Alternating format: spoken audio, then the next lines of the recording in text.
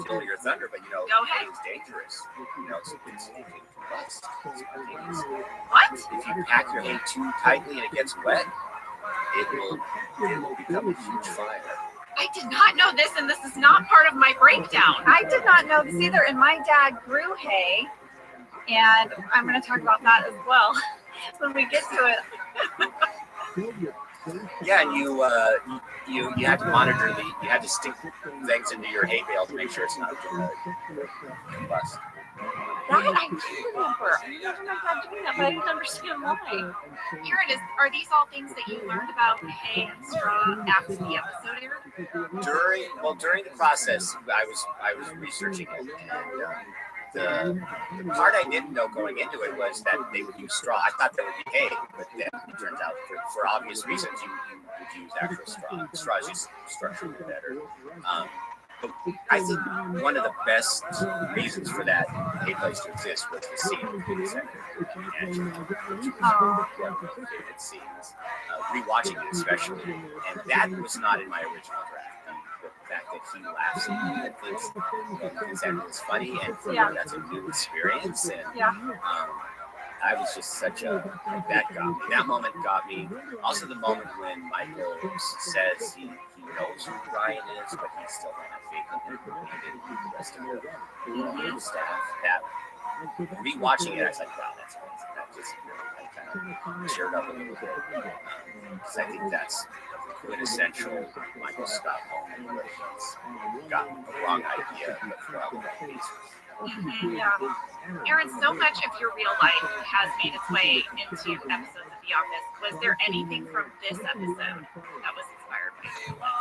Apart from having made a lot of bad investments, I have felt that like, oh my gosh, is this a bad investment? Yes, usually it was. But other than that, it's, let me see. Just bad investment anxiety. You were able to write to that very authentically. Well, Aaron, thank you so much for coming and talking with us. I always love hearing a writer's perspective. You guys are always my favorite people to hang out with on a project. And on the show, too, we were always popping in the writer's room, probably driving you guys crazy. Were we annoying, or did you like us? We loved it. We would love it. Okay. Was it just because we gave you a break, or because you actually liked us and our ideas? One of the things we would do is watch what you did and how you talked, and it was almost inevitable that it would influence what we thought about it. Paying attention.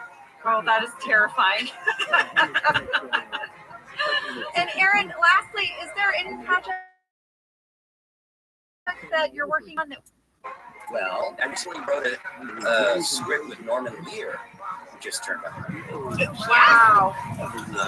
It was for an anthology, so I've never done that before, where it's just a one-off, reading an entire book of characters. The battery must have exploded. It was shot in for Netflix, but the series didn't go. But our episode was so well received that we were trying to find a way to make it its own series. That's fantastic. Amazing. Well, Aaron, thank you so much for stopping by Office Ladies. You know we're going to keep bugging you because we're going to keep wanting your input about your episodes. stories. Please do. I love listening to your show, and I love reliving even the parts that I wasn't there for. And congratulations on such an amazing podcast and your book too. Thank you. Yes, but you contributed some wonderful photos. Oh, amazing I mean, photos we of the can't writers' thank you room. enough. Yes. Yes. Oh, we love you, Aaron. Thank you so much. Likewise. Mwah.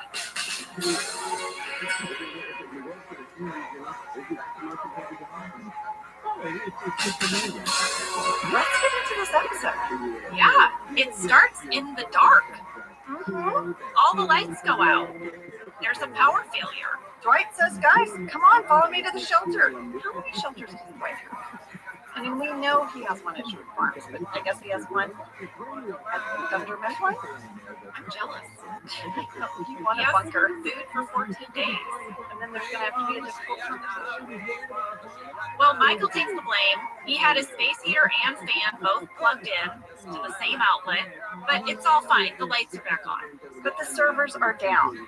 They need to enter the password to get back in. And can we just all take a minute? I kind of need everyone to just take a minute with me, because what does Pam say? Pam says, wait, does anyone remember when it was set up? And Michael says, like 8 years ago. And then Pam says, oh, Lord of the Rings stuff? Pam. Yeah, Is a Lord of the Rings fan. I want it noted. I don't think she's a Lord of the Rings Yes, fan. she is. Let me have this, She's Jenna. not. She just Come knows. on. She knows her Why- office family. Why was And that? she's like, oh, I know what it is. Lord of the Rings was 8 years ago. It's probably like I bet she couldn't name a reference. She doesn't say anything Lord of the Rings. I disagree. I think Pam is a big Lord of the Rings. She isn't. I refuse. I am Pam. I'm telling you she's not. This is a trait we share in common. Well, they have to sort of toggle back in their minds about who was the IT guy when this was set up. Yeah. And they realized it was Lozenge. Yeah. That was what they called him. I love it that they've never known the name of a single one of their IT guys. No one. And guess what the password is? It's big boobs with a Z. I did like that Meredith and Angela both chimed in things about Pam. Meredith said drama queen, Angela said nosy. Some side sass during the scene. Well, we had a fan question from Ryan S. in Massachusetts who asked, when the power goes out in the office, since you guys work on a sound stage, how did the whole process of making the lights go out work? Was it simple or did it take a lot of planning? Ryan, thank you for this question. This is a kind of like nerdy production question I like. Per Randy Cordray, our lighting and electric crew, who was headed up by our gaffer Frank Esposito and his best boy Jim Holt, had to do a lot of work to make this happen. Because as Randy pointed out, all of the interior lights in the office go out, but the exterior lights that light up our fakey scrim, to the fake outside, out the windows, those all stay on. So we couldn't just like throw the master switch. Right. Some had to stay on, some had to go off. But also, all of our stage lights in like various support rooms around the sound stage, like craft service and the sound booth and all of that, they're all on this same like lighting board. Right, and they can't lose lights. Our sound booth can't lose lights. Yeah. So what they did was they ganged, I guess that's the term, or combined all of the circuits that needed to go dark into a single dimmer. And then they would give a cue to our first AD to hit that dimmer, and then the appropriate lights would go off and the others would stay on. That's how we did it. All right, well, let's get into this episode. Ryan and Michael arrived to work, and their cars have the woof.com bumper sticker. Yeah, it says woof.com, whenever, period, wherever, period. I counted. Ryan has 1 sticker. Michael has 9. Well, that logo was created by Henry Zane, and you can go over to the NBC store, and they sell Wolf shirts and a Wolf mug. Still? Yeah, Wow. but no bumper stickers. Well, now we're going to have a joint talking head with Michael and Ryan. Ryan is Woof and Michael is Facebook. And they go back and forth. This was reminiscent of a commercial that was running at this time. It was like, what was it? It was like, it's Apple. It was the I'm a Mac, I'm a PC, Yes. and they starred Justin Long as Mac and John Hodgman as PC. Look how excited you got. Did you mini dive this? What'd you do?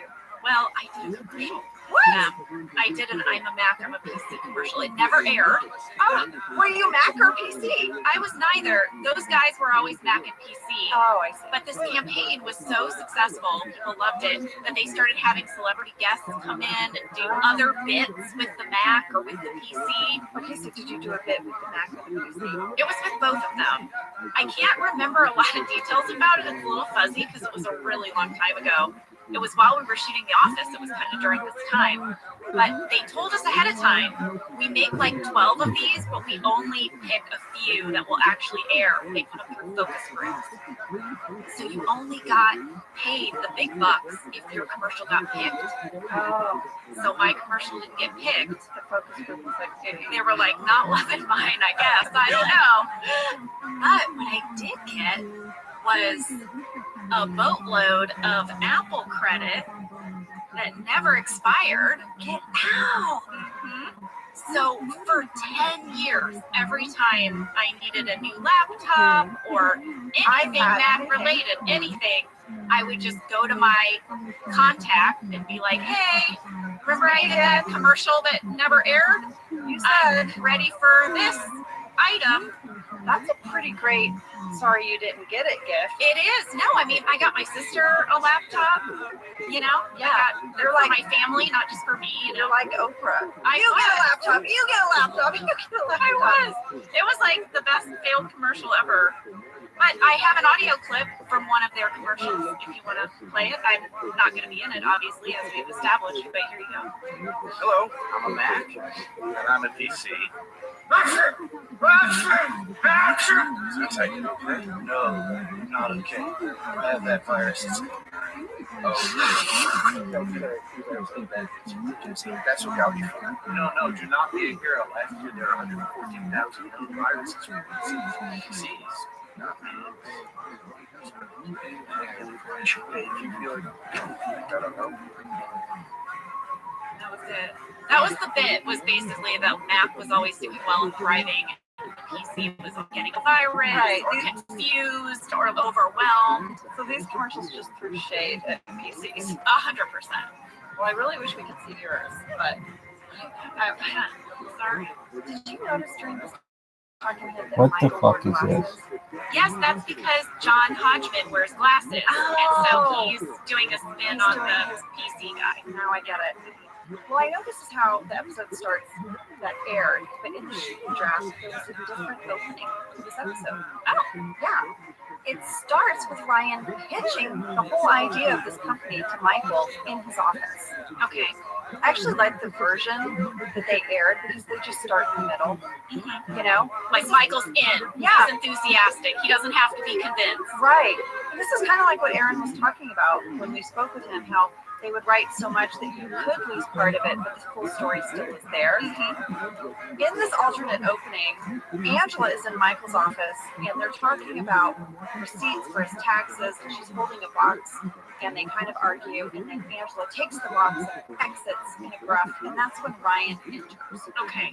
But lady, in one of the takes, I hit one of Michael's toys with the receipt box. And it made it into the bloopers. Any guesses what I hit? What toy? The clacky teeth? I hit the clacky ball! The clacky balls? Yes! And they would not stop clacking for the rest of the scene. Here, let's listen. Absolutely. Get these done. Out. Hello. Hey.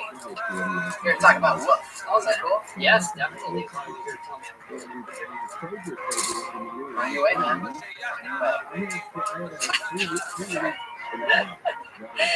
They tried to keep going, and BJ tried to like make them stop, and then he moved his hands, and they started again.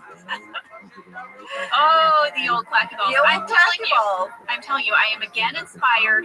We need to do a bonus episode where we break down the whole history of the clacky balls. The clacky ball origin story? Yes. Ladies who Google, Get ready for it. it's gonna be I What feel is this called to shit? know more. it's gonna be a ball fest. Ball See? fest. It writes itself. Aaron is about to have one of my favorite lines, which is she's like the lousy snitch. A lousy snitch. Not just a snitch, but a lousy one. Ryan's making a lot of photocopies. It's going to tick her off for the whole episode. Yes, Pam, as office administrator, should care about this and should probably do something about it. She says, let it go. See, now this is when people started to turn on Pam's new job. They were like, fine, you lied to get it. But now, Well, she invested in Wolf. She really believes in it. She wants a bedroom set. Well, in Michael's office, Michael is talking to Ryan about an investor secret. Yeah, and Ryan says someone's already offered to buy the company, but you know what? He wants to go bigger. He wants more money, so he's going to need more investors. And he said that's why he came in today.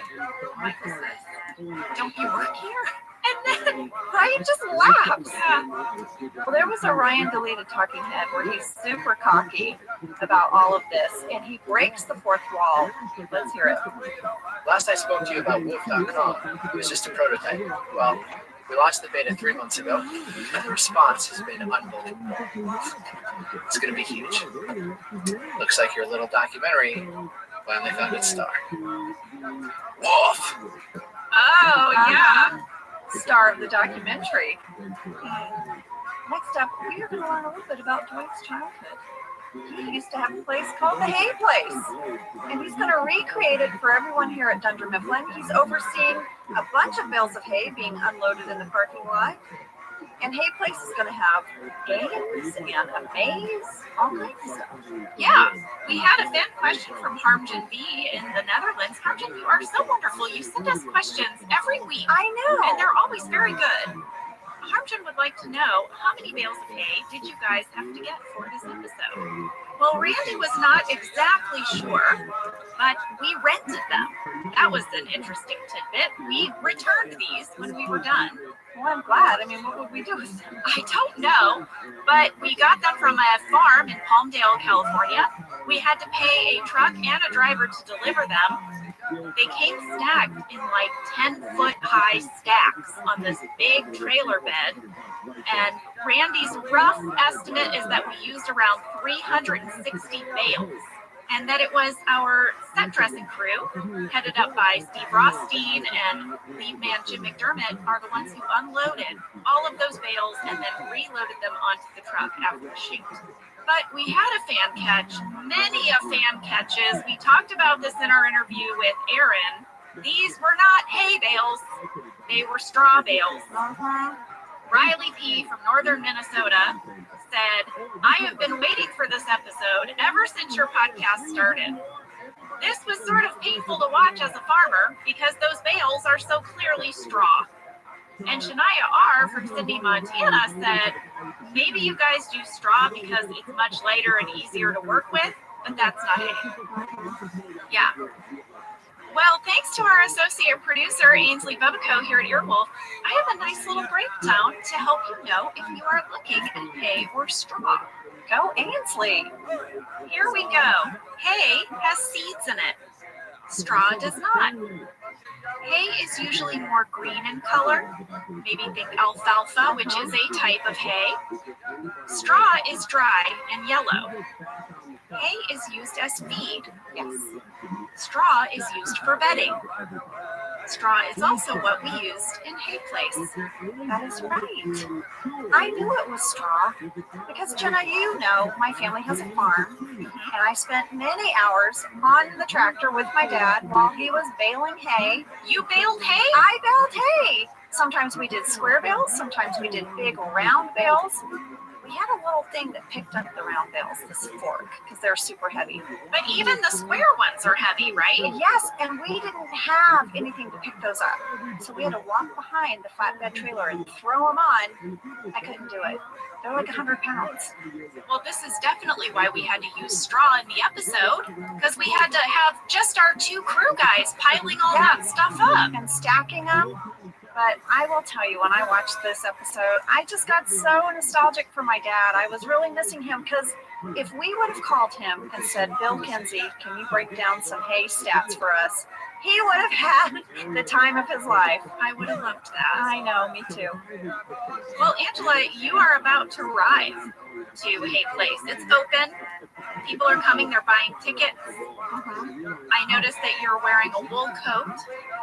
It was so hot 2 days we filmed this hay place, I don't know if you noticed, but the patrons all sort of have rosy cheeks. Yeah, We were burning up. I looked at the call sheet. It was 93 degrees. Yeah, This was the last week of September in 2010. We shot this. we were having a heat wave, as we always do in September. Yeah, late September, early October is the hottest time in LA. Yeah, I know that because it's also around my son's birthday, and we can never have like an outside full sun birthday party for him. also, you can't buy your pumpkins too early here. Oh no, they melt. They melt and then they get real gross. So I saw you in that little coat. If you thought I was hot, poor Brian. We'll get to that. Walking around that maze. Running in his wool jacket. Well, Angela's she's hot to trot, guys.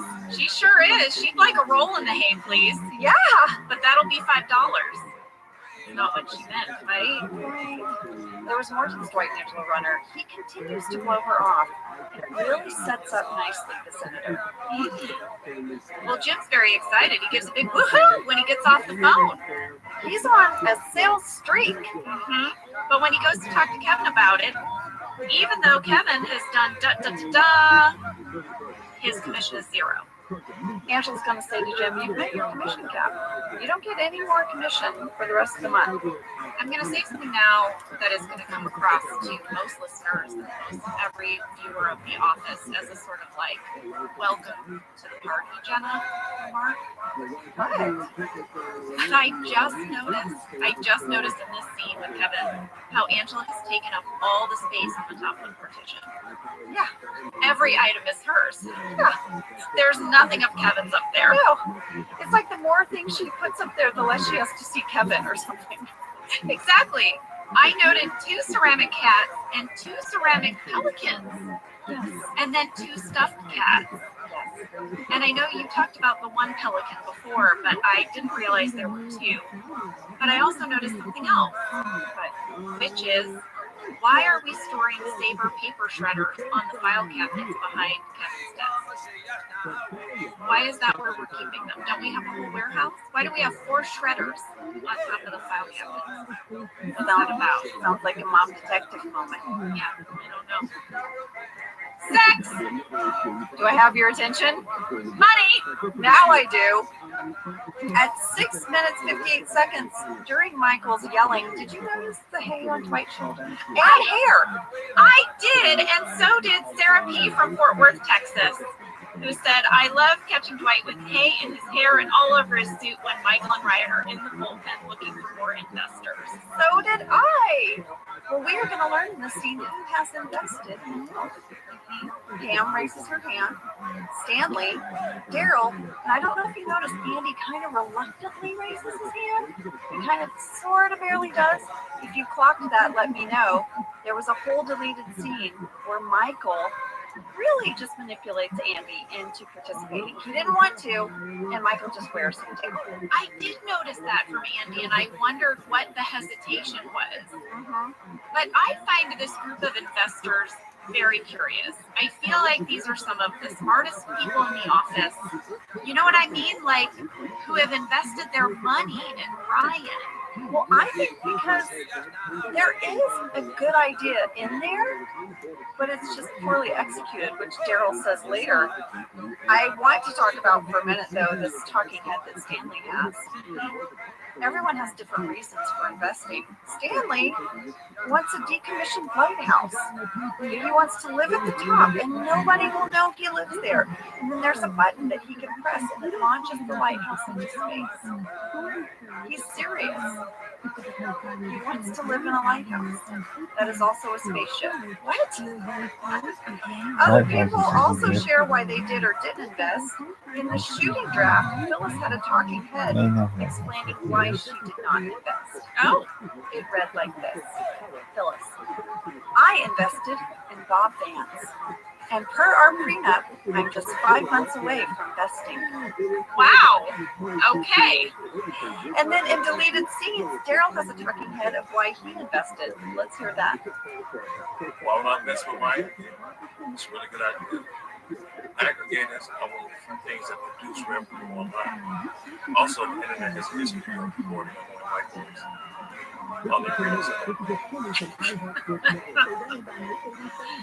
Well, maybe we should take a break because when we come back, Oscar is going to do the thing he does best. He's going to piss on their parade.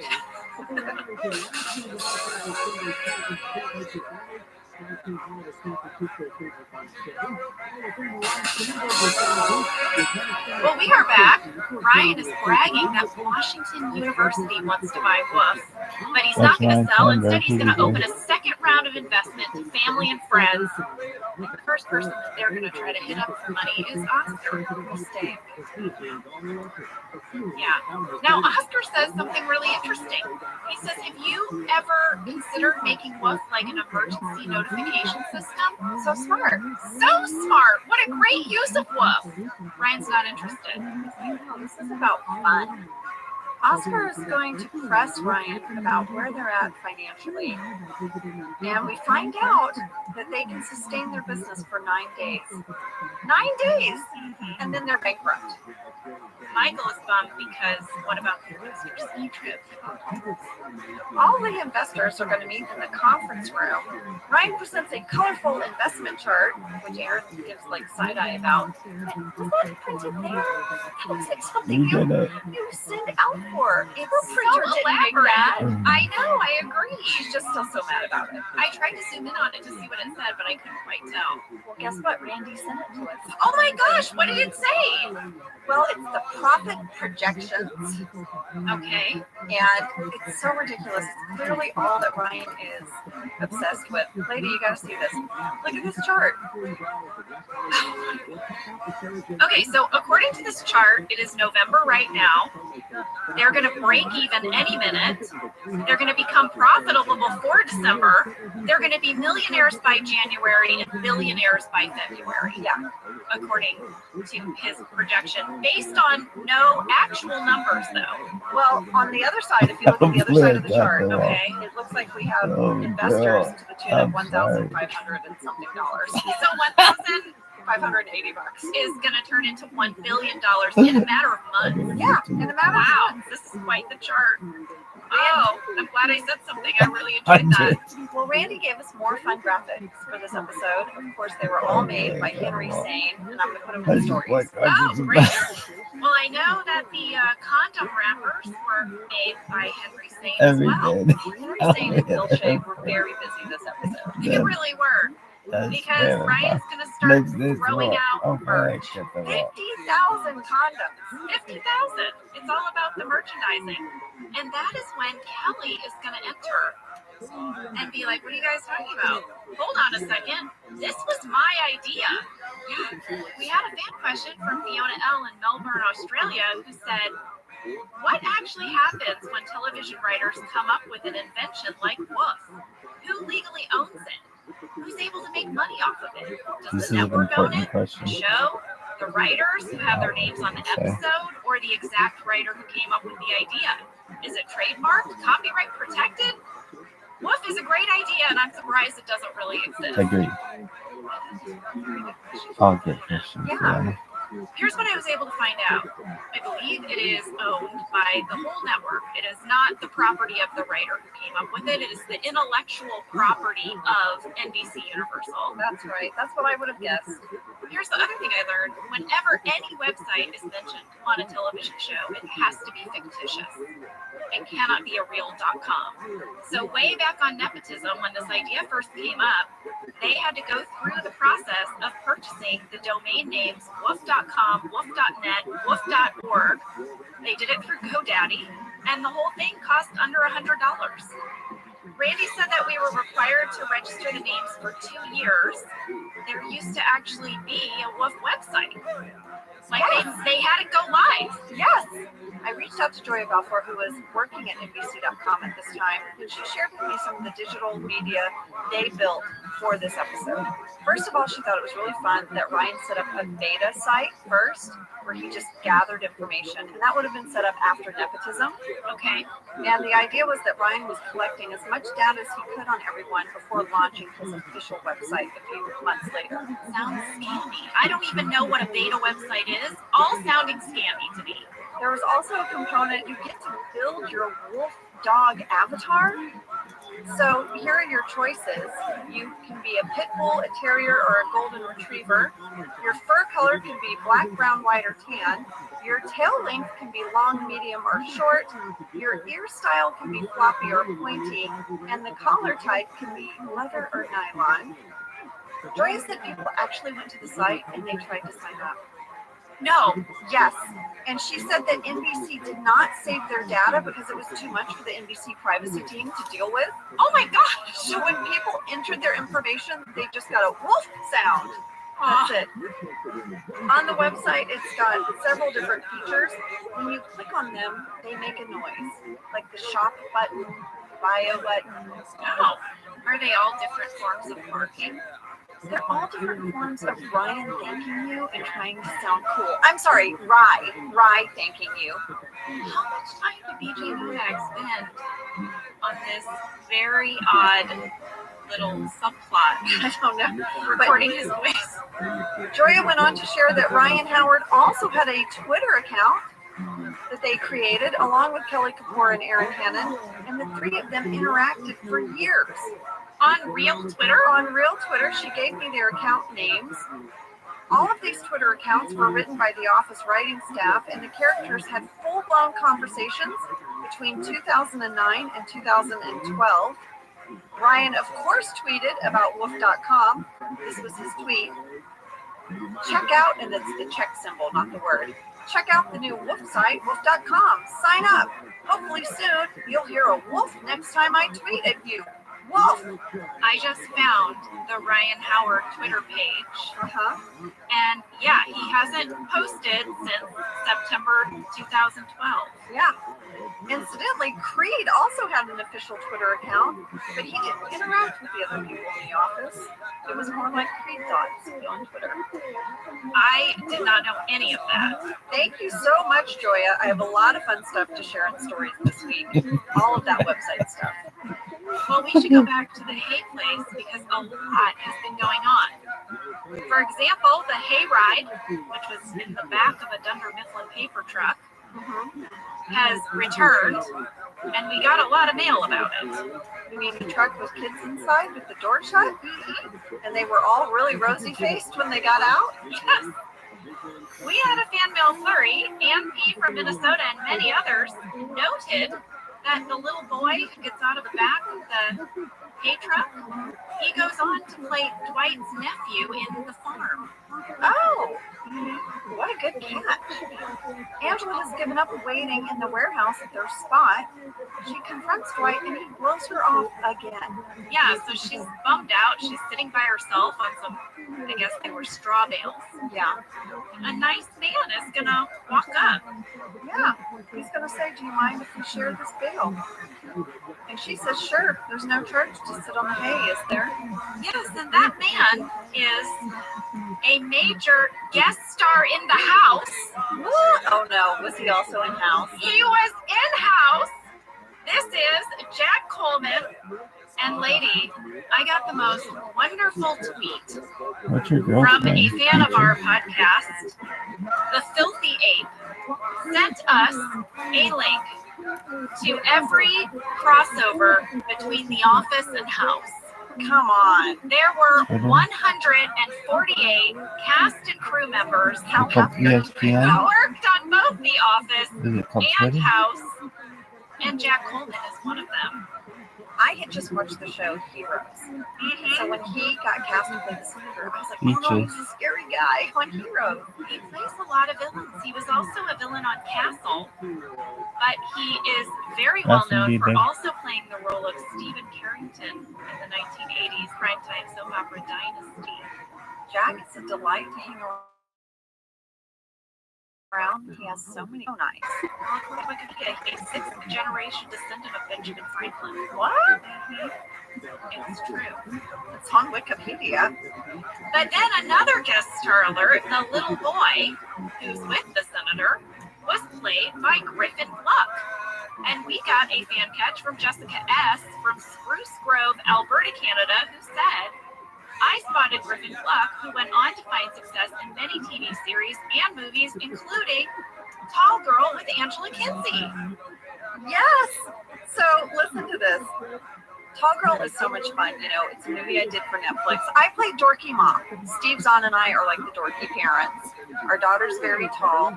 There's this sweet boy that has a crush on her in the movie, played by Griffin Gluck. The character's name is Jack Dunkelman.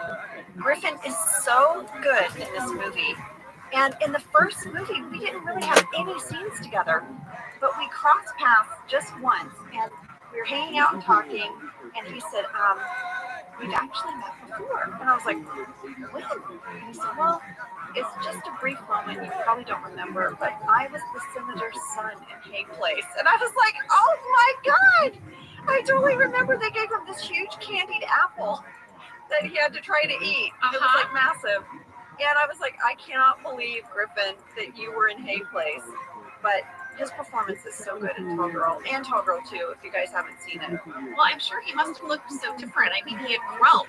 Yes, I mean, it had been so like I felt old. You know what I mean? I was like, all right. But he's a great actor. Now, you said something just now, Angela, where you said you played the senator's son. Yes. Fan mail flurry. Lots of people want to know, hey, what happened to the senator's son? Guess what? I would say this every year on the show. Because later, there's no son. I think I've solved that mystery. Well, I had my own character idea that I would talk to the writers about, because it was a joke between me and the writers.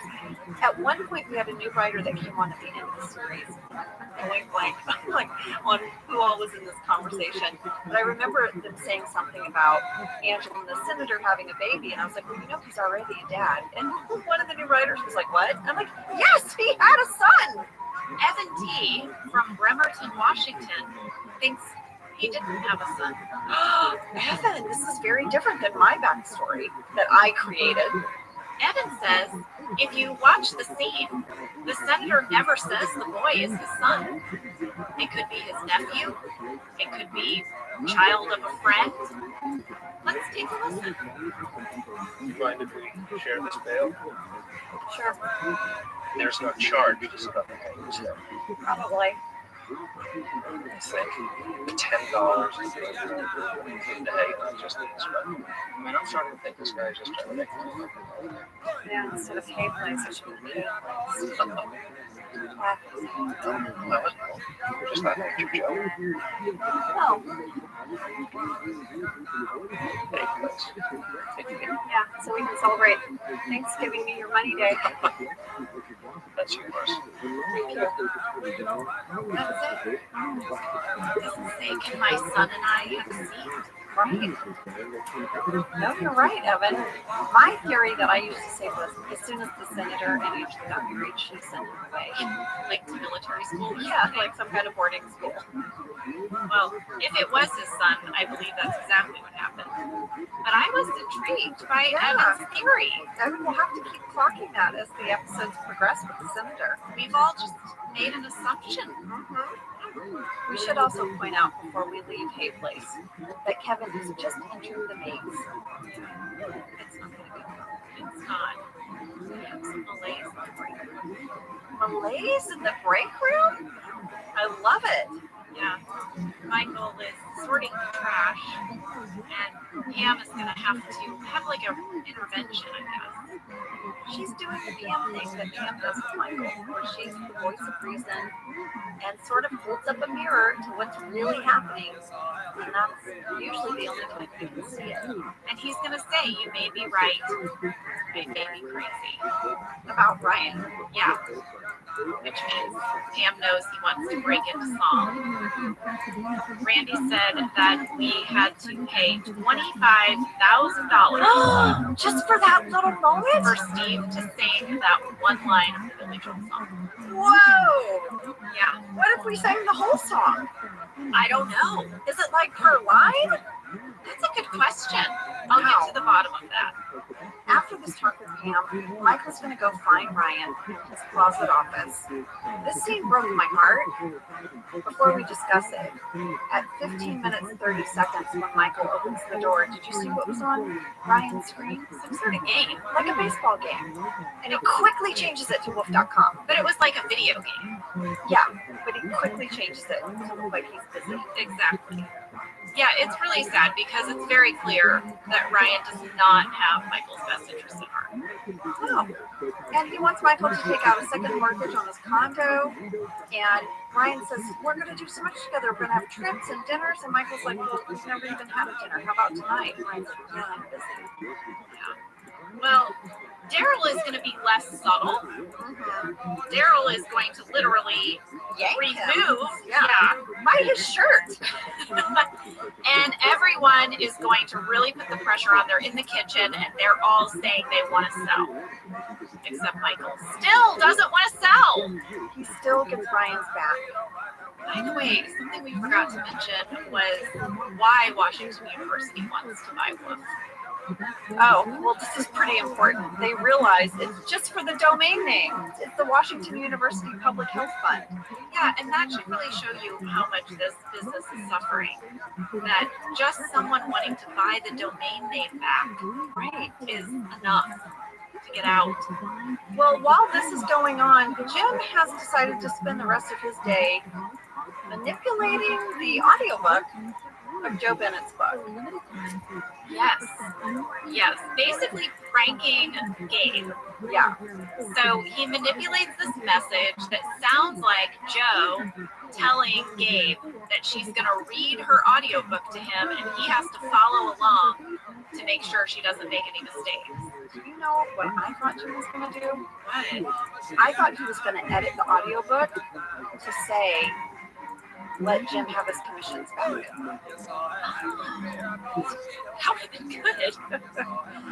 We did have a fan catch from Louisa L. in Massachusetts who said, wouldn't Jim's extension number have come up and not Joe's when, like, quote unquote, Joe calls Gabe? So busted. I know. Gabe was not paying attention. Dwight is now going to crown himself the Hay King. Yes. It's something he's always wanted. For years he was looked over. I guess Mose kept getting it. He's super happy about it, and there was a deleted scene between Angela and Dwight that I think was the nail in the coffin for her to really warm up to the senator. Oh, let's hear it. Dwight, it's time. Sorry, women aren't allowed to address the Hay King directly. Go away. I've been waiting for you all day. Right, the thing. Okay, just get yourself ready and cleaned up, and I'll meet you there when this winds down. Be gone, woman. Yeah, be gone, woman. And while he says that, he's gnawing on a giant, like, turkey leg and wearing a fake crown made of straw. Well, I believe that was the tea and goat leg. Oh, Because remember the petting zoo oh, he was roasting goats. Yeah, closed right before the goat roast. yeah. Alicia Raycraft, our costume designer, made the whole Hay King outfit. It's really great. She sent me some of the sketches when she was sketching it out. It's pretty perfect. Clearly, though, Dwight was always meant to win because that crown was never going on a child's head. Because Rain has a huge head in real life. And it fit him perfectly. Kevin is still stuck in the maze. Poor Brian. Poor Brian this day. Running around, 90 degrees, full sun. What we do. I know. Well, you know, in the kitchen, Michael was not going to sell. He said he believed in Ryan, that he would give Ryan the full 9 days to turn Wolf around, and then they would sell. It's kind of cool. He says, you know, the world sends people your way. Sometimes you don't know why, but he always sticks with his people. Basically, I'm summing up. And I actually thought it was very Michael, and he goes through and he kind of likens everybody to a playing card. He's the Joker. Yes, and it's true that Ryan is a 2, but sometimes 2s can be 1. Yeah. Michael really doesn't give up on people. But Ryan's gonna give up on me. He spent about 2 hours in his closet, and the episode ends with Michael getting a final look. Yes, it said, Wolf from Ryan Howard. Decided to sell company. Thanks, bro. Hell of a ride. It's like a few days together. And one last thing we have to address is that the Hate King goes looking for Angela. And taped to the warehouse door where they hook up is a voided contract and a punch card. And as Angela's leaving, the senator asks if I were to call Deacon Mifflin and ask for Angela's work, would I get through to you? She says yes. And if I were to call your home and ask for your wife, I can't do that. Because my wife died.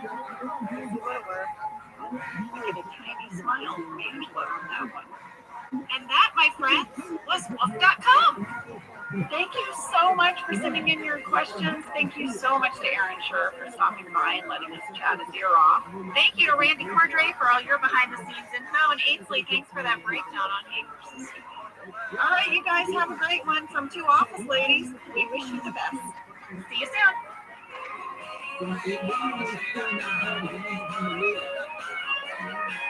Thank you for listening to Office Ladies. Office Ladies is produced by Earwolf, Jenna Fisher, and Angela Kinsey.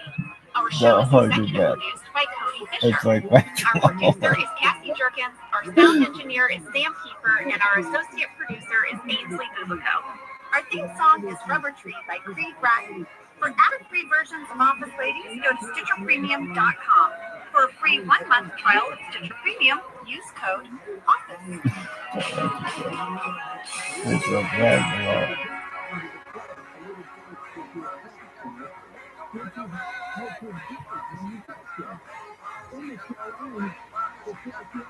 Did you know that the bold, smooth taste of Dunkin' cold coffee can be brewed in your Keurig coffee maker and enjoyed at home? You heard that right. Dunkin's cold K-Cup pods were crafted to be brewed hot and enjoyed cold. Each This Dunkin' fucking cold K-Cup ROTHSCHILD pod is is just packed with the automatic smooth, feedback. bold Dunkin' flavor you crave. Pick up a pack of Dunkin's cold K-Cup pods and enjoy a Dunkin' cold coffee at home whenever you crave it. Just brew over ice and sip in seconds. Because the home with Dunkin' is where you want to be. Whether your resolution is to save money, eat better, or stress less, HelloFresh is here to help you do all three. You guys know that we love HelloFresh. We've been using them for years. Each HelloFresh box is packed with farm-fresh ingredients. Everything arrives pre-portioned, which means less hassle and also less wasted food, because you really use everything in the package.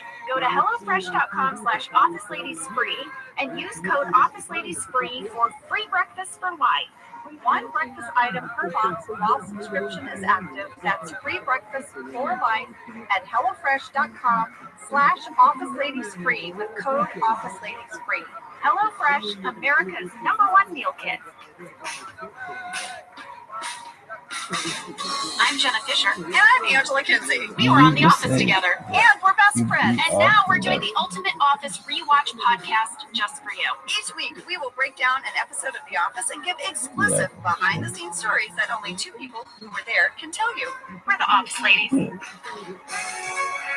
Hello! Hi there! Today's episode is China. It's season 7, episode 10. Episode 10. Yeah, we're more than a third of the way through season 7. Oh my gosh. This episode was written by Halstead Sullivan and Warren Lieberstein, and it was directed by Action Charles McDougall! Right. Here is your summary. As owner of the building, Dwight has made numerous cutbacks to electricity use, toilet paper that has everyone in the office pretty It's grumpy. like whack-a-mole. VR. As office administrator, Pam goes Yeah, toe-to-toe with Dwight, threatening to move Dunder Mifflin to a new office space. Viral. Meanwhile, Michael and Oscar find themselves competing for the title of smartest in the Is anyone office. else? That was my favorite! Me too. Because it appears that Michael, not Oscar, actually knows more about China. Finally, Daryl regrets giving Andy his phone number because Andy will not stop texting. He is blowing up that text thread. Yeah. Well, fast fact number 1, this episode aired on December 2nd, 2010. It was viewed by 7.31 million people. And I remembered what I was doing when this episode came out. What? I was in Detroit, and we were filming The Giant Mechanical Man. It's the movie that he wrote and directed. I was in it with Chris Messina and Topher Grace. I got lots of photos from you on that set, and the biggest parka I had ever seen. Yes. It was like you took the Detroit weather seriously. I mean, I think the first day we got there, it snowed. And there's this scene we were shooting at the zoo because my character works at a zoo in the movie, and I have a meet cute with Chris Messina. It's very cute. And it started like a flurry of snow falling as we met. It was so amazing and romantic. And this was a really low budget movie, so there was no way we could have brought in snow machines to make it happen. So you were so excited you got a little bit of that weather magic. Yes, it was like we got this big budget looking moment, and it was just the sky. Well, the photo you sent me, I'll never forget, because your coat, I guess it's the first time I'd ever seen a coat like this, but now I'm like, I know they're common. It looked like you were wearing a sleeping bag. Yes, It like went all the way to the ground. but lady, the reason why I bring this up is because we were trading emails during this time, and I found some of these emails. Oh, yeah? Because, you know, in our book, Office BFFs, we talk about how we stay in touch now through voice messages. Right. But this was before we were doing that. We were still typing it all out to each other. Long emails. So long.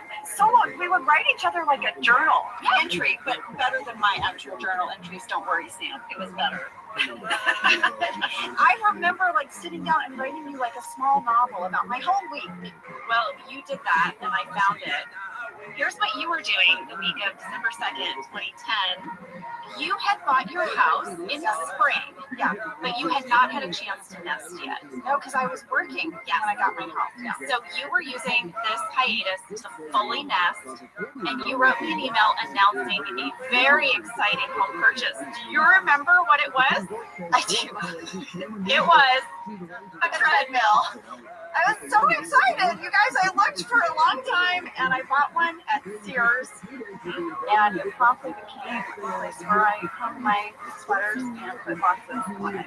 You were so excited about it in your email. You really believed that this was going to kickstart. I know you have it in your life. It's such a joke. For any of you guys that follow me on Instagram, you know that like I would just post photo after photo of what all I was using my treadmill for, other than exercise. Yes. It's a great place to dry clothes that, you know, want to take out of the dryer a little bit early. So that's real good. But you don't have it anymore. No, I finally just gave it to my neighbor. So I was like, who am I kidding? How long did you have it? It was like, 8 years? And it took me like a decade to give up on it, to realize it was just storage. But then I reimagined the space. Yes. I made myself a little nook. And it is so cute. And bringing it back to the book, you spent a lot of time working on Office BFFs from your new nook that went in the place of this treadmill / storage area. But this email really brought back memories for me because I just remember this whole treadmill thing. I was so determined. I don't know what the moral of that story is. I don't know. But maybe if you haven't used your treadmill In a long time, just get real with yourself. yeah, and put in a cozy reading nook instead. It's okay. We give you permission today. We're talking to you. You know Yeah, who you you are. know who you are. All right, moving on. Fast fact number 2. We got a fan question from Haley H. in Alberta, Canada. This was such a great episode, but also a very unusual premise. What was the inspiration for this episode? Well, Haley, we reached out to Warden Halstead, who wrote this episode, and Halstead gave us great intel on the inspiration for all of the various storylines in this episode. He said that the writers had been tossing around the idea of a China episode for a while because China had been rapidly rising as the next superpower, but that the real seed of this idea sprung from a discussion in the writers' room after they had watched the 2008 Olympic opening ceremony in Beijing. because he remembered they were all just talking about just the sheer number of performers and how they were all moving with precision and the drummers. And Warren told us that in their first draft, they had Michael watching the 2008 Olympic opening ceremony on YouTube with Aaron. Oh, I did read that in an earlier draft. Yeah. But it took him a little while to figure out how could this become an episode. He said eventually the writers came up with this really fun idea of Oscar being known as actually. Yes, I love that. And that kind of grew into him being considered the smartest in the office and what would happen if Michael bested him. And then they joined the idea of focusing on China and then focusing on Michael becoming the smartest in the office to come up with this episode. But they also wanted to explore Dwight as the building owner. And since Pam was the new office administrator, they thought it would be really fun to have a showdown between the two of them. And it really sets up some future episodes, like even Classic Christmas. She actually plans an amazing Christmas. They also like the idea of Pam having to deal with this rather than Michael. Like the whole banner on the side of the building, that Pam has to do this. And then as far as the Andy and Daryl texting storyline, they said they really wanted to deepen the relationship between Andy and Daryl. That kind of started when they made their band. They liked those two together. They said texting was relatively new back then. Oh my God, we're so old. The iPhone had just come out in 2007, and we finally had this whole keyboard that we could text from. We didn't have to do just 111, yes, to all that. People even know what we're talking about because we're so old. I know. They said something that was very popular back at the time was this new idea of texting etiquette. So that's what they decided to throw into that relationship. This is so funny to me because, well, in the last few years, we got my mom, not a smartphone, but like an iPad. So now she texts. She's never texted in her life. She's in her 80s. Okay. And just like watching my mom's learning curve on texting is so adorable. And like the moment your parent discovers an emoji. Right, yes. So cute. Well, I guess all the different generations have their own texting etiquette. Our generation writes full sentences with punctuation. I know. But apparently that's really annoying to, is it the millennials hate that? Or is it Gen Z? We're looking at you guys. Also, like, somebody hates emojis. Yeah. What is it? I know for me, if you put a period at the end of the sentence, that means you're mad at the person. Oh, see, that's what I mean. We put a period all the time, Cassie. I know a bunch of emojis is in the old person thing, like a bunch of like the crying emoji for laughing. Oh, that's me. I do it all the time. What do you do if you're laughing so hard you're crying? I don't know. I'm 38. Check in with someone who isn't me. Well, the other thing, also, I guess to write out full words is considered ancient as well. There's all these abbreviations. That's also read as like passive aggressive. Yeah. Yeah, I write "see you soon!" exclamation point, and I write out every word. But I feel like someone else writes the letter C, the letter U, and soon with no period or Oh yeah. right. Oh, that's right. Don't capitalize anything. My gosh. Isabel just taught me a new one. She had a cold bug, and I was like, "How are you feeling today?" And she said, "I'm gonna get it wrong." She said, "Ned." What's that mean? So Ned. She's like you're so. You're like, "Oh yeah." Ned. Oh, sorry, I got it wrong. I thought you were saying Ned. I know, but I got it wrong. She's feeling mid. She's just like, in the middle, like so. I know. It's also not good, like a song that's big. Okay.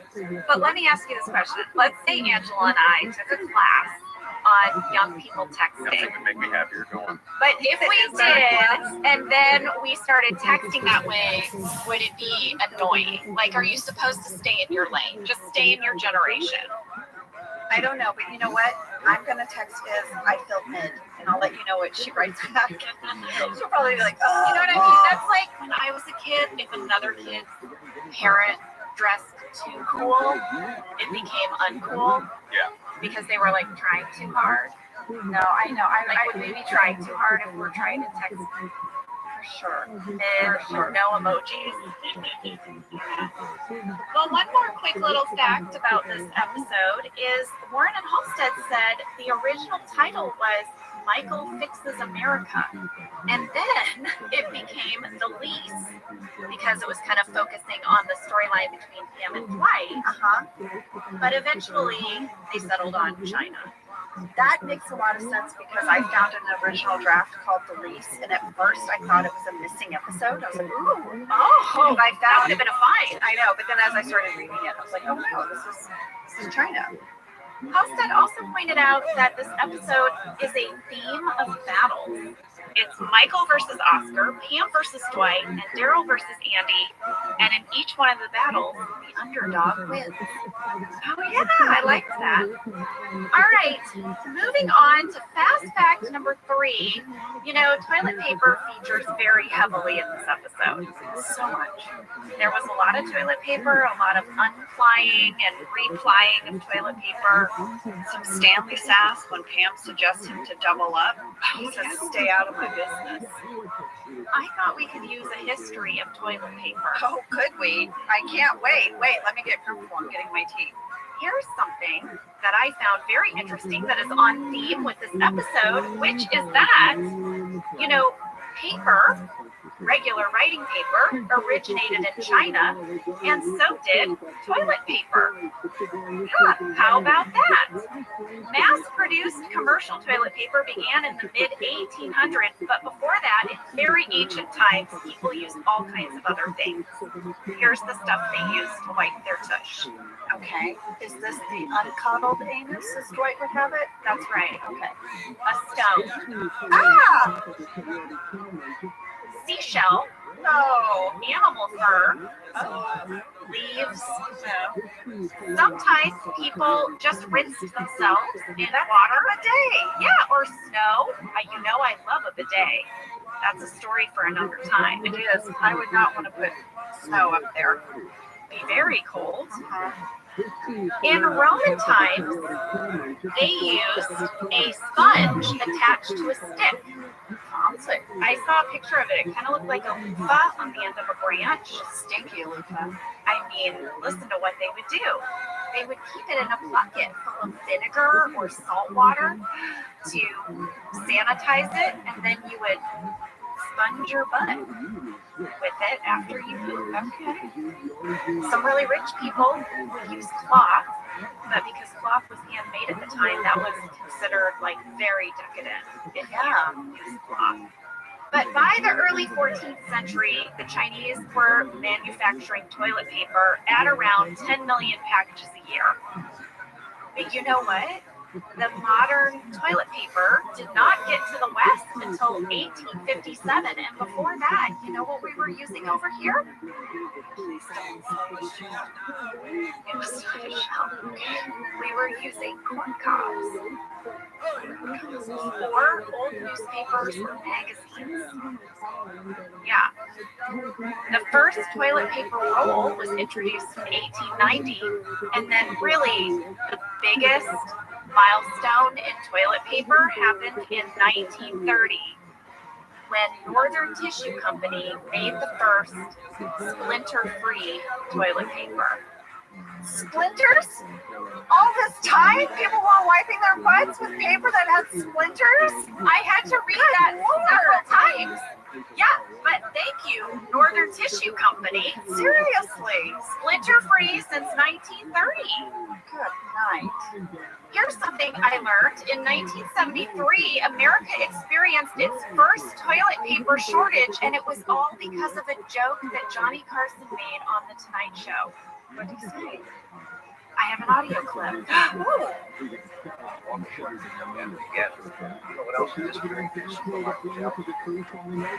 Toilet. You can laugh now. There is an acute shortage of toilet paper in the whole United States. Actually, quite long. But I want to tell you, it is serious. I just saw a commercial where I know it's coming. Where Mrs. Olson comes in with a shopping bag, and the housewife says, "Forget the coffee, just give me the shopping bag." I want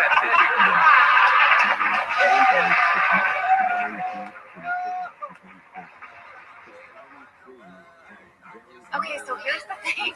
So based off that bit, Yeah, it seems sort of innocent, this joke, but I guess there was a gas shortage going on, and he had read an article that there was a commercial toilet paper shortage, but nothing to do with household toilet paper. But after people heard this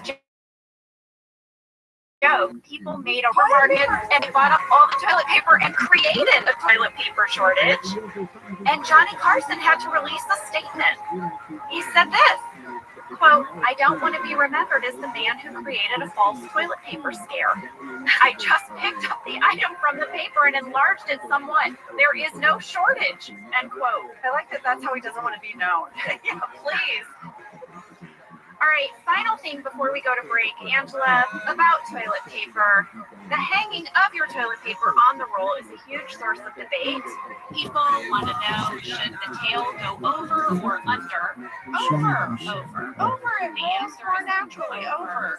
What debate? Over. In a survey of Americans, 70% prefer over the top because those 70% of Americans are right.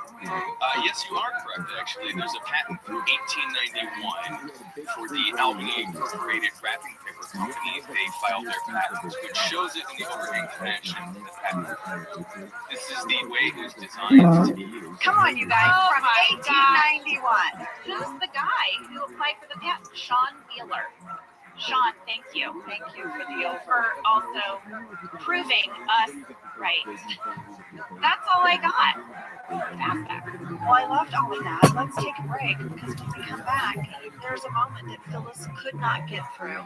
She laughed every time. They don't have a take of her not laughing, so what you see was just Phyllis trying not to completely lose it. Yeah, but you can see her kind of losing it. I know, but that was the best fun they had.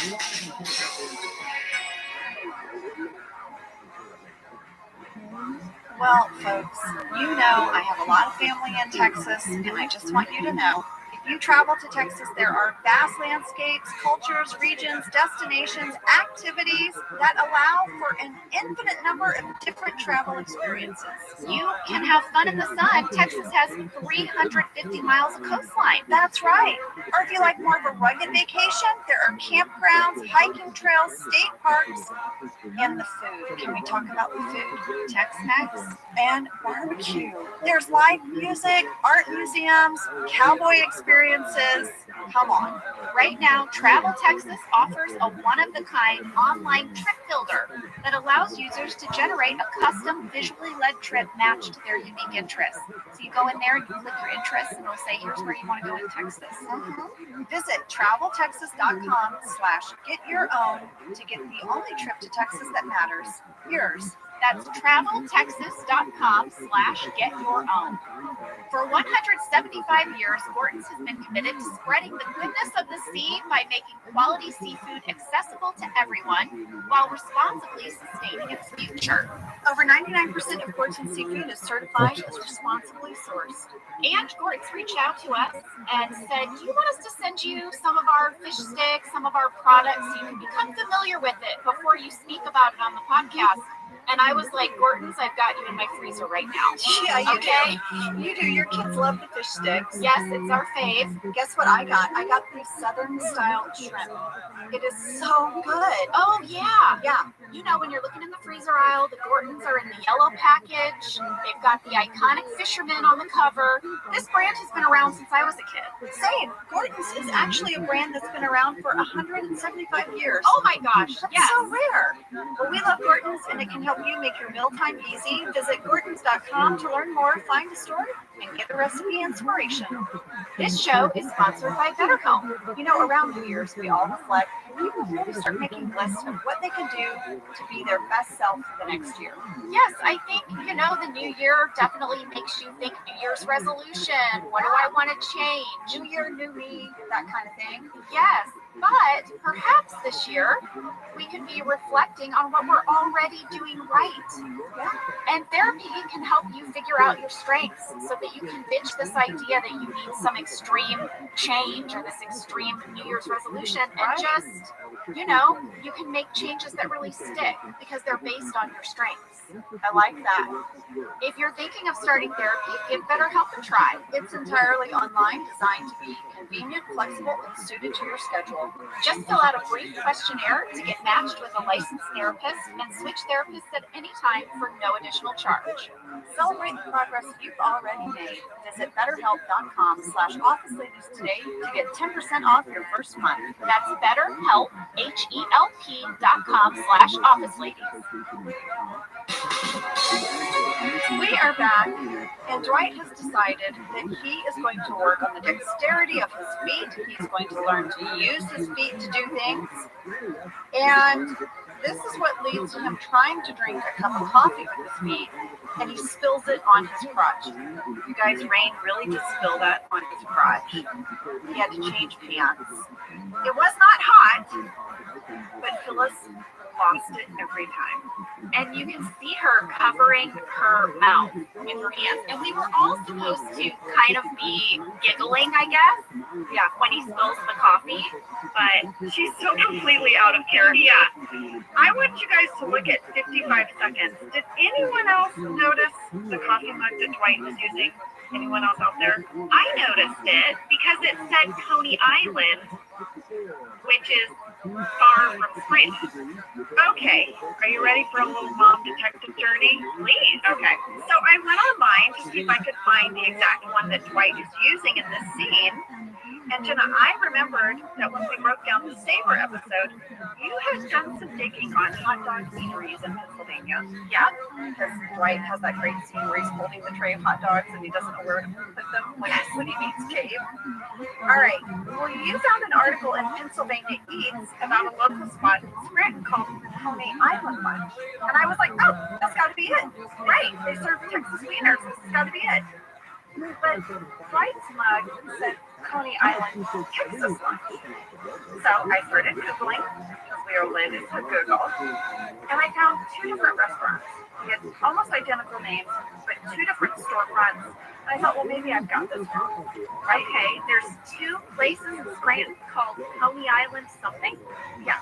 So I was like, this has got to be wrong. So I dug a little deeper, and then I came across this delightful blogger who writes about food as he travels.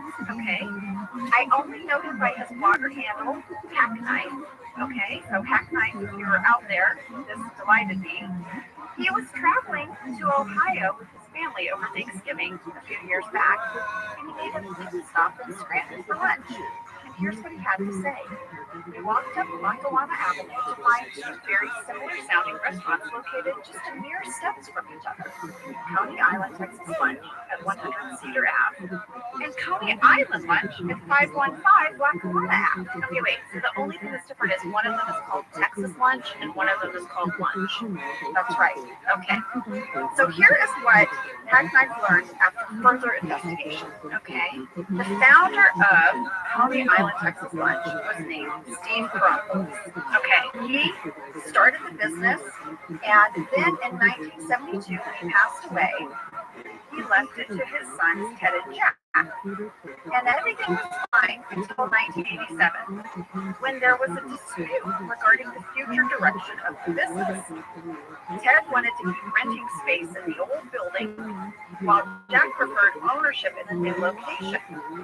The brothers went their separate ways. Jack opened up a rival, Coney Island Lunch. No. And Ted cashed out to his partner in 2004, but they kept the original building, Coney Island, Texas Lunch, the original location. And now a set of owners runs that there. So you have Coney Island, Texas Lunch, right? You have Coney Island Lunch. They're right around the corner from each other. And this is based on a feud between the brothers. Yes.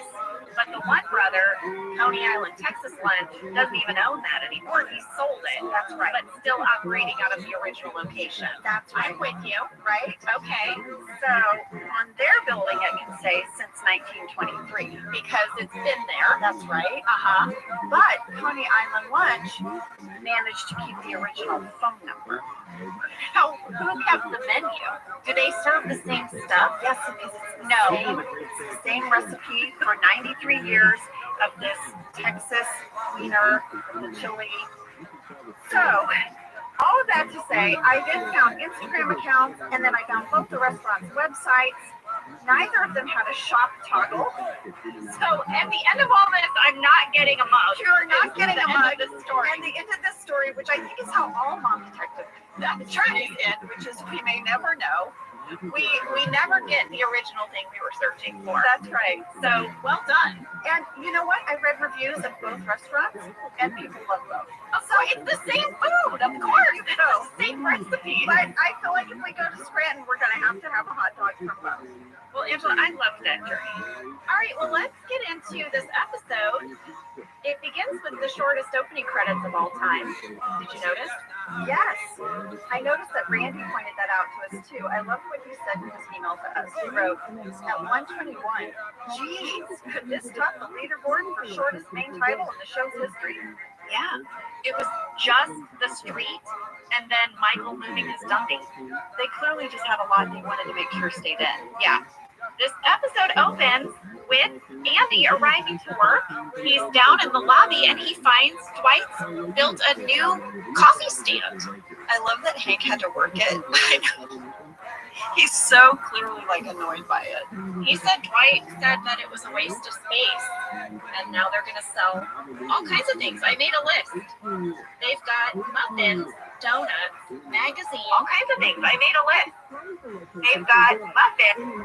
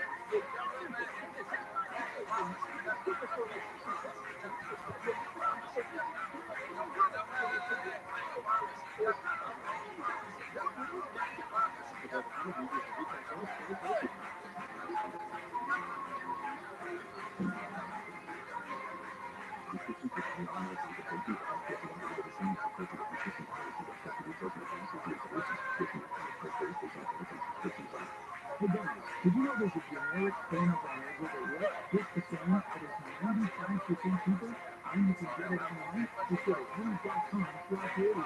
Please note you'll get a free medical consultation with free shipping if prescribed, a 100% online process, and a trusted generic alternative to the main brand. At up to 95% off. That's right, your generic to Viagra, the same active ingredient as brand new Viagra, up to 95% less. It's the same medication, still prescribed by a licensed medical provider, but with zero copay, no expensive appointments, and no awkward face-to-face conversations. To start your free online visit, you need to go to this exclusive address, Hims.com/radio. That's Hims.com/radio for your free online visit.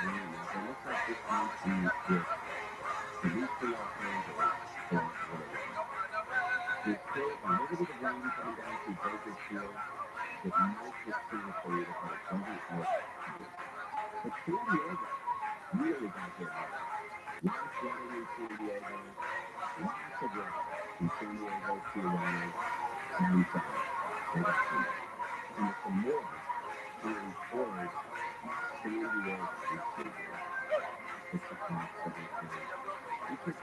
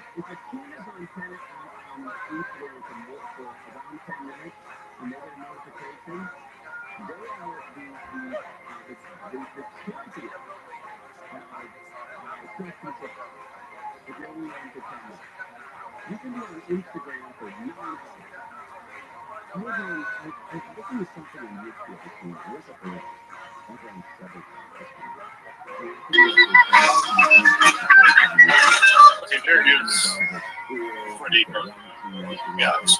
I don't see any hands, but I did find another song, and I think this is another one of those songs that kind of separates the boomers from Gen Xers. Because this song,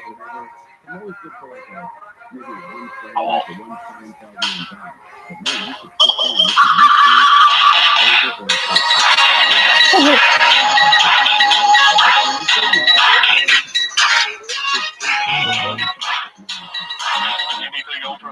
No? You got that one?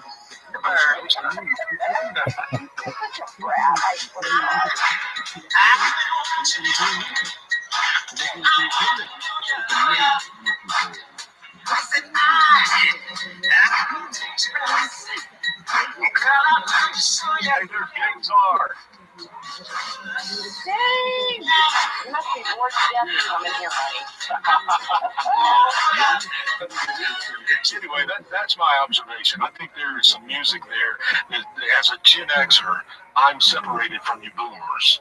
And it's that kind of music. I love Tupac. And when I play it, you have no idea who that guy is. No. Yeah, Kamala Harris like Tupac too. She was smoking a joint. Ew. How about the Jimmy Castor bunch, Troglodyte? That's in the same spirit as that song you just played. Oh my God, anything from the 60s and 70s, I'm down. I don't know what the hell y'all are talking about. You're what? What? You said you're down. I said you're what? Oh, stop it.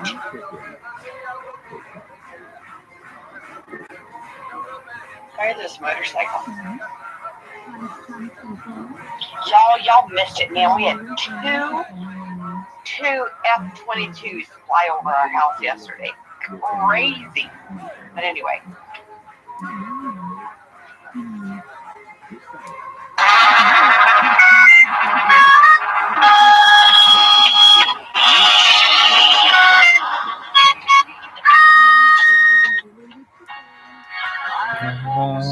Had love before. Laughed and closed the door. But you guys are and turning on the run. I'm having so much fun. I think it needs to come. I'm about to lose my mind. You make me so very happy. I'm so glad you came into my life.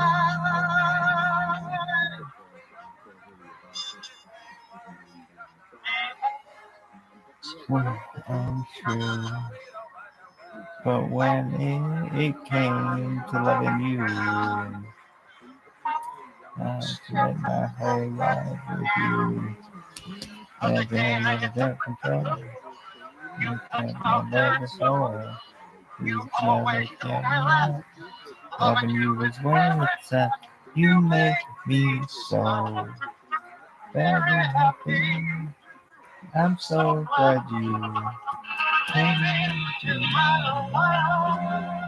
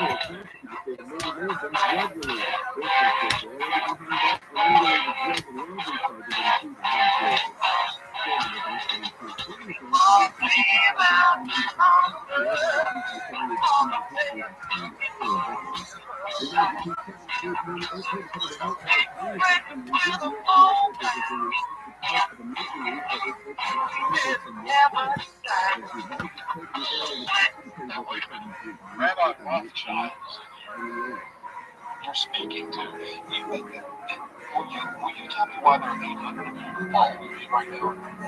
What's going on? Absolutely. No, I'm a real person. I stream my life online 24 hours a day for world peace. I don't want people to have war anymore. And so I've gone on a one-man mission to stop world war. That's admirable. But how many accounts do you have? There's no kidding. I mean, you follow people. I'm not exaggerating. 100 different accounts. Oh, I know. You have the sweetest, most hilarious tweet. Thank you so much. It is such a privilege to have someone with such a large account recognize me. So thank you so much. I have right now of the ViralRabbi, I have 666 of them. I just finished that one. Could you please add one more, because that's the mark of the beast. Yeah, no, we're going to continue. 67 or delete one. Okay. You don't have to follow me with all 667. I recognize that. Right? Okay. Okay, well, we're glad you're here. Let's get back to the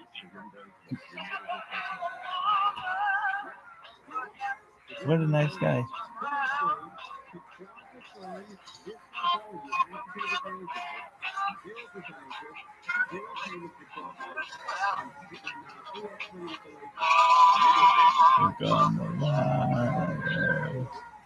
Fire in the skies.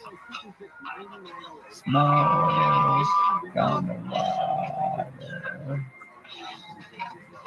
Well, I'm a real person. That's the mark of the beast. I know, baby.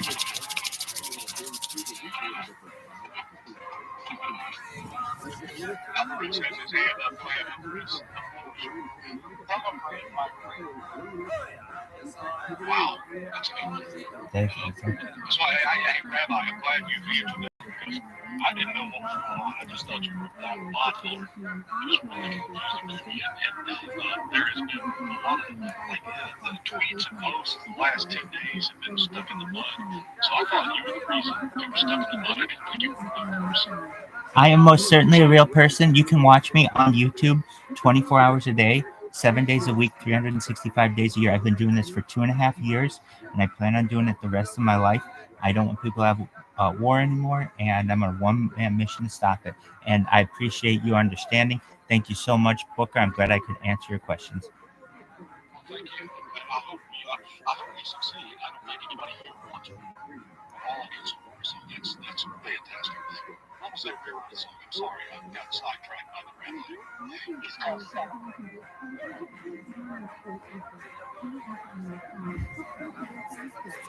Are you an actual rabbi, or is that just like a handle? I am an actual rabbi. Where are you from? Los Angeles. You are? I am. How big of a synagogue? I'm not a congregational rabbi. I'm a member of 2 congregations. You're welcome. Absolutely. Let's rock. Let's rock, baby. Rabbi Robbie, y'all. I just want to celebrate another day of living. I just want to celebrate another day of life.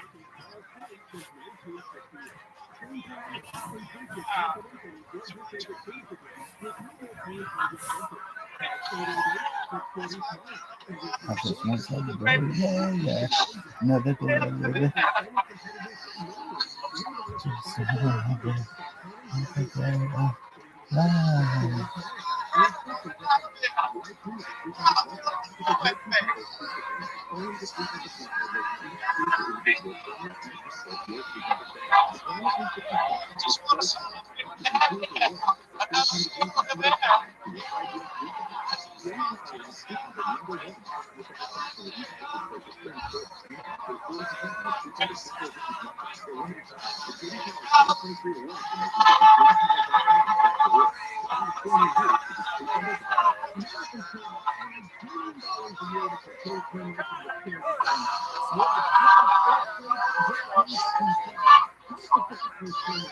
Mr. Alvarez out of California, let's stay out in California for just one more for the rabbi. Nicholas Star asks, what's a good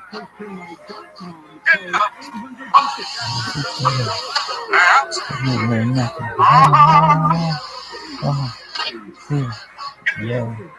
What is it good for? Absolutely nothing. Yeah. What is it good for? Absolutely nothing. I despise the mere destruction of innocent lives. Whether you take, who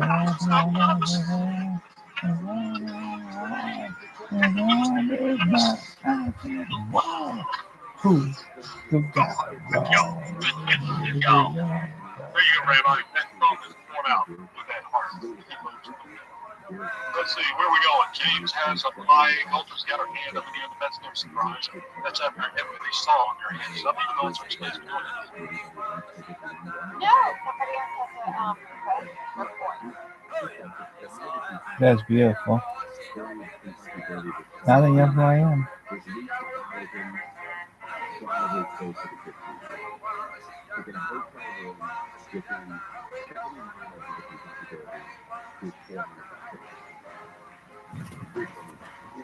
What's up, Bitcoin Cow Chandler Pimp?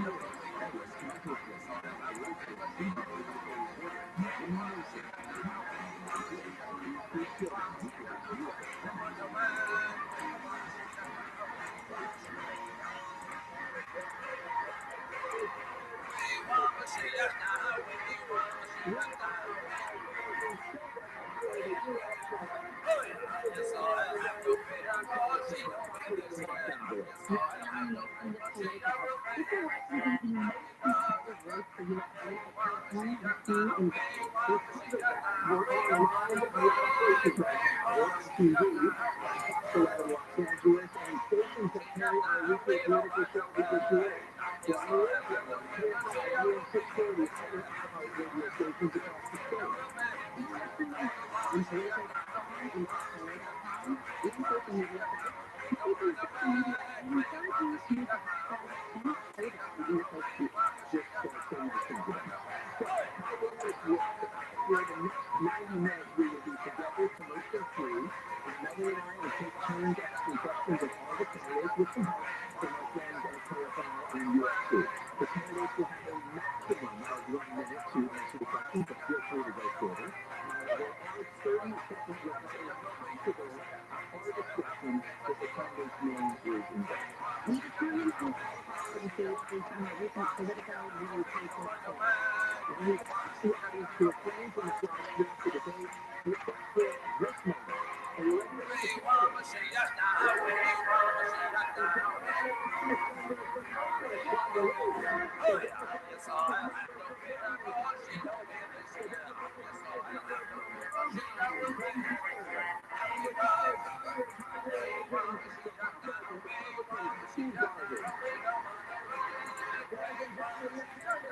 Thanks so much. All right, so let's begin now.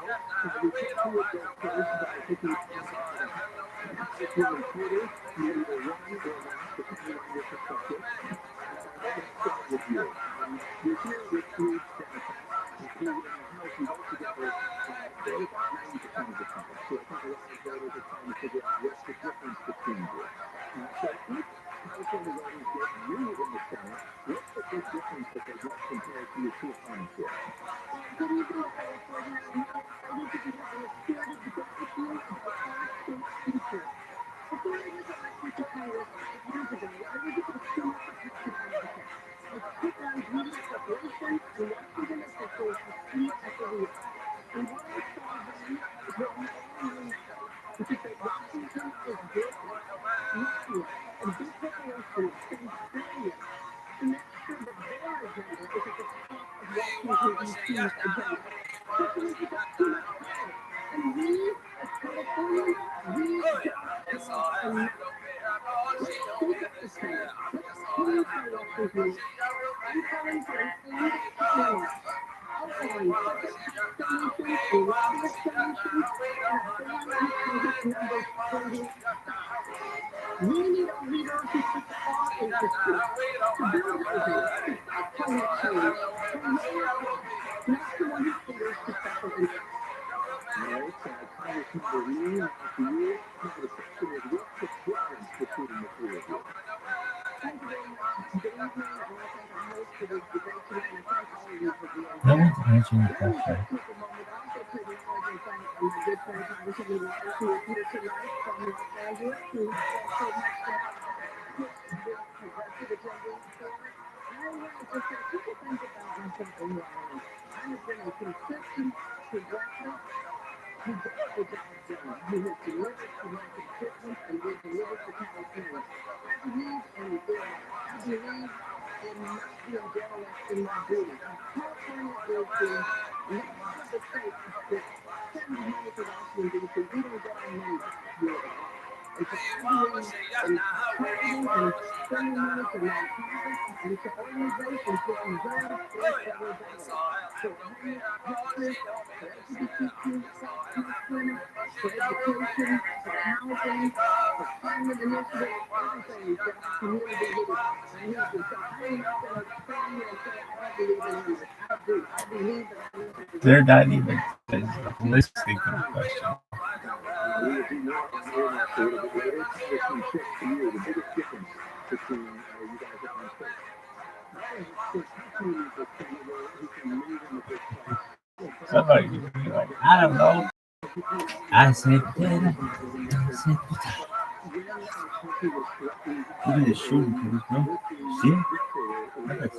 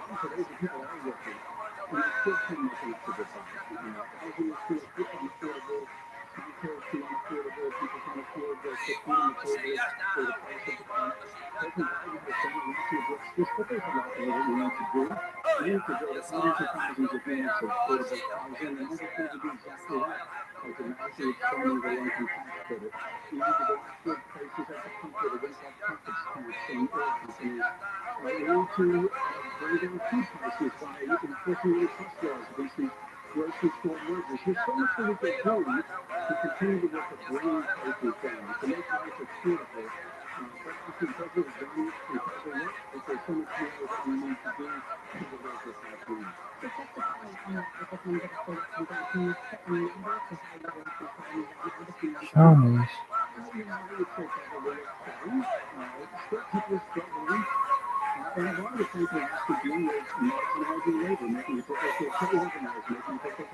Wow. That's incredible.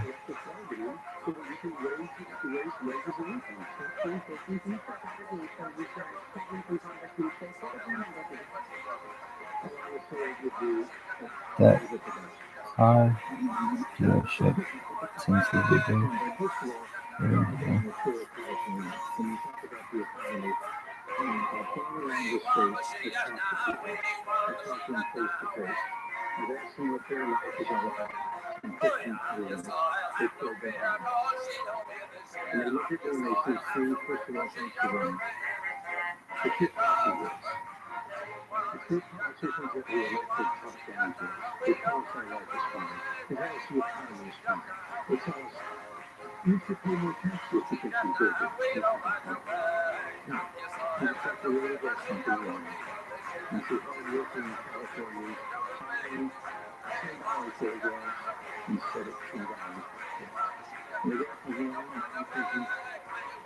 You're not going to make it through the streets and be on a positive side. 88% of Californians feel that they're losing money or their dreams. You can used to have it. I mean, we used to have it because it's a college years with money.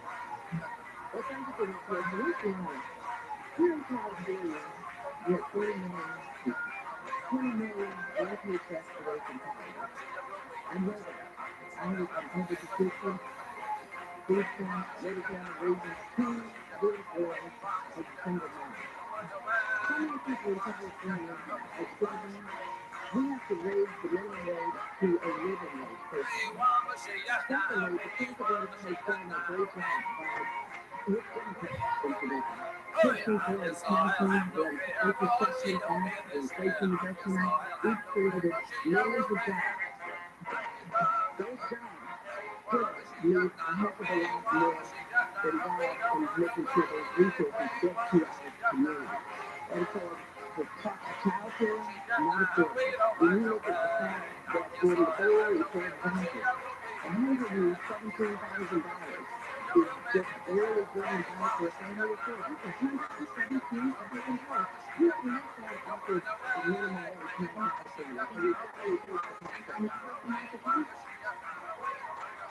I'm trying to pay attention to how do you make this on the community? So I just get surprised. That's because we have no average. We have people who are experiencing activity. CEOs of gigantic corporations, people who have generations of inherited wealth, and we have millions of Californians. It's really farm workers and others, essential workers, who have every paycheck as a struggle. So I need to surprise by average, and I think that's really important because we have to address income inequality and wealth inequality in this country. And to do that, we have to elect our next senator who will be someone who will stand up to corporate power. And that is exactly what I'm doing. I am the only elected official on this stage who has never taken corporate money. Never done, never ever. And that's why I'm willing to give welfare to my folks. So it's failure to build housing that we need and we can afford. To hold the farmer to account for over-revenue for prescription medicine. To hold the insurance to account for denying our food. We now want to move on to the Middle East, which is one of the areas of most disagreement among you. Of course, October 7th, Hamas killed more than 1,400 Israelis and took more than 200 hostages. The Israelis' military response suggests an estimated 25,000 Palestinians dead, according to the health ministry.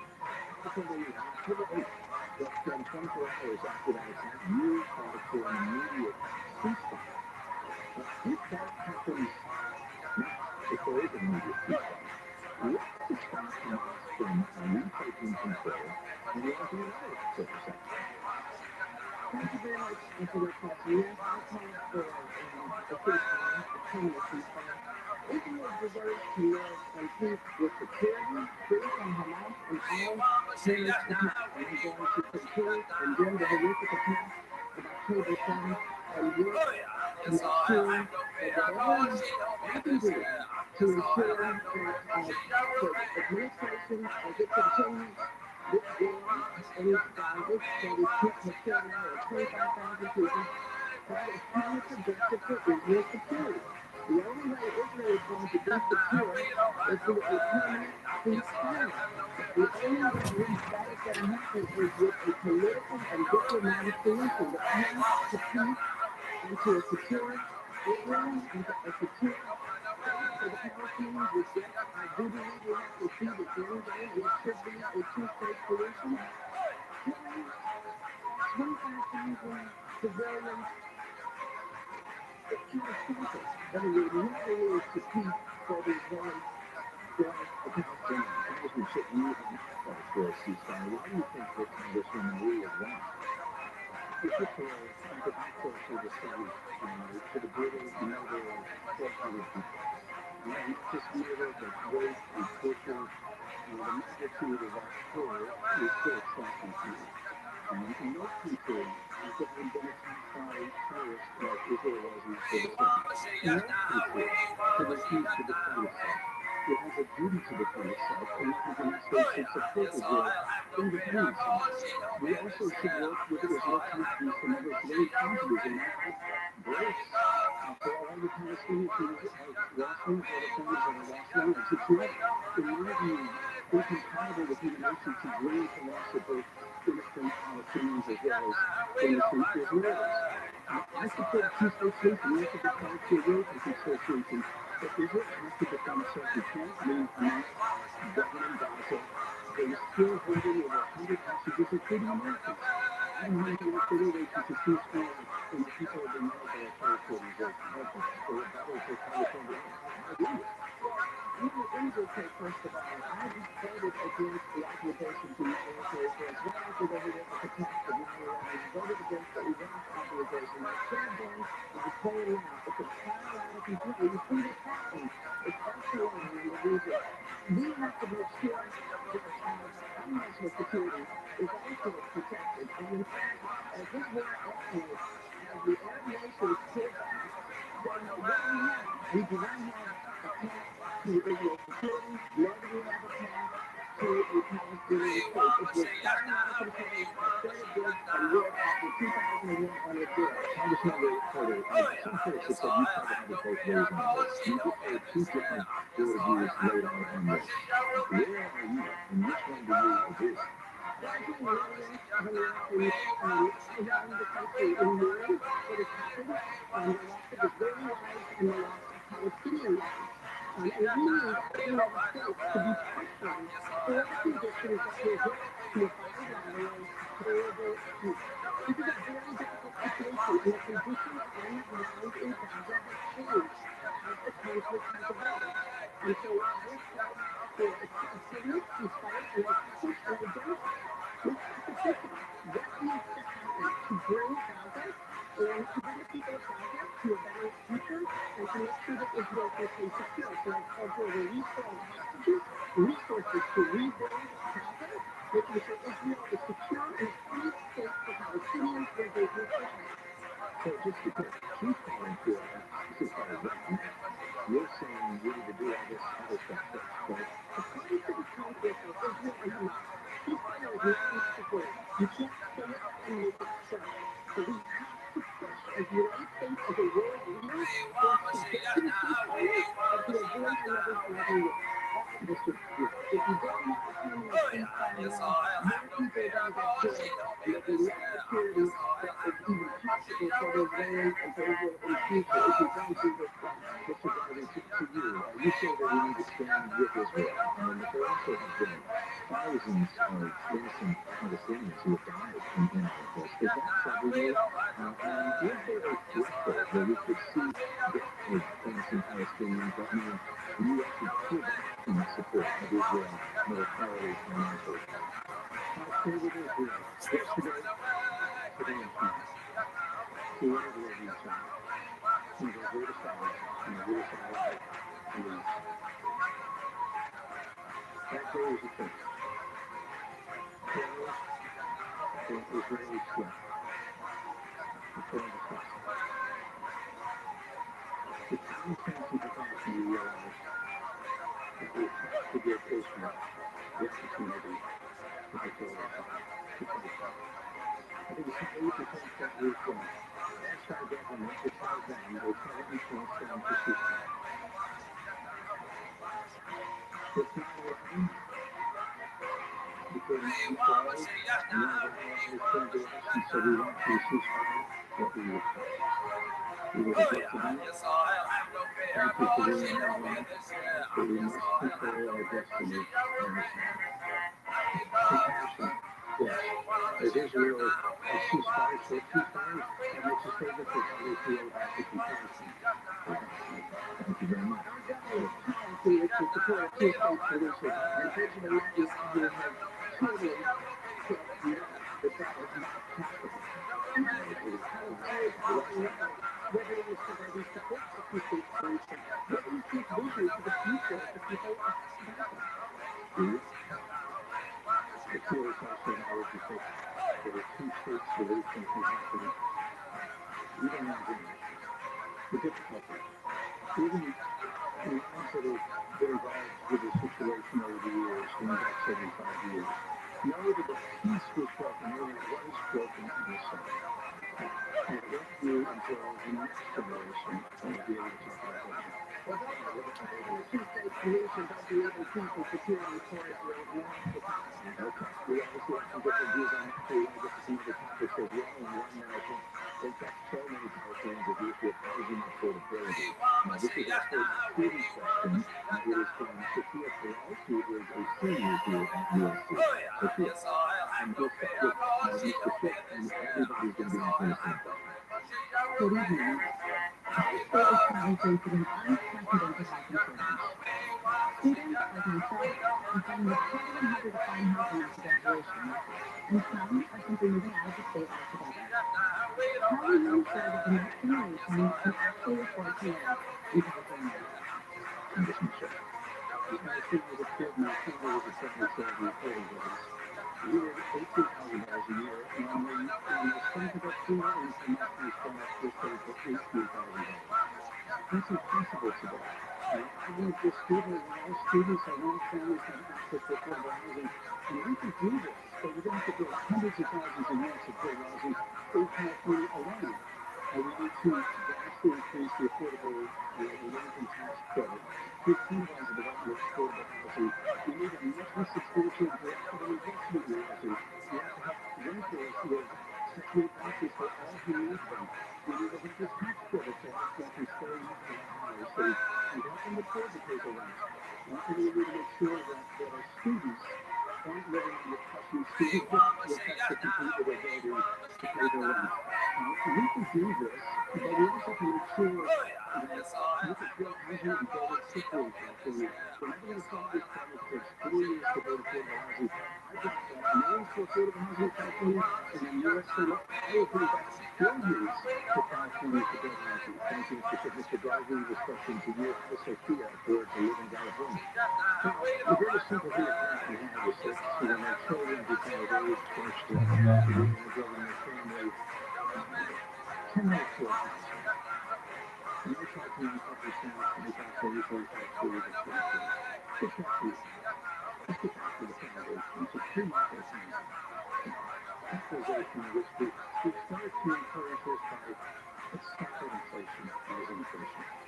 Let's get to the point where we cut the successive spending election.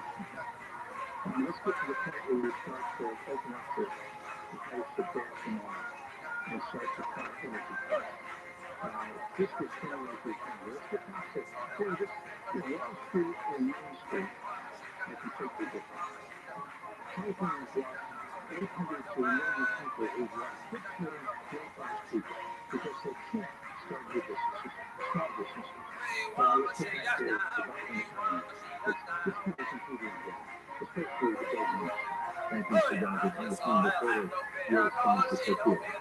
My career in public service, helping California to be cheated by predatory lenders, and they will be cheated into foreclosure by big banks. The day one of this campaign, housing affordability has been my top issue. The problem is Washington. We have housing policies that are being written by career politicians who cater to their big bank donors. What we need is housing policies that work for us.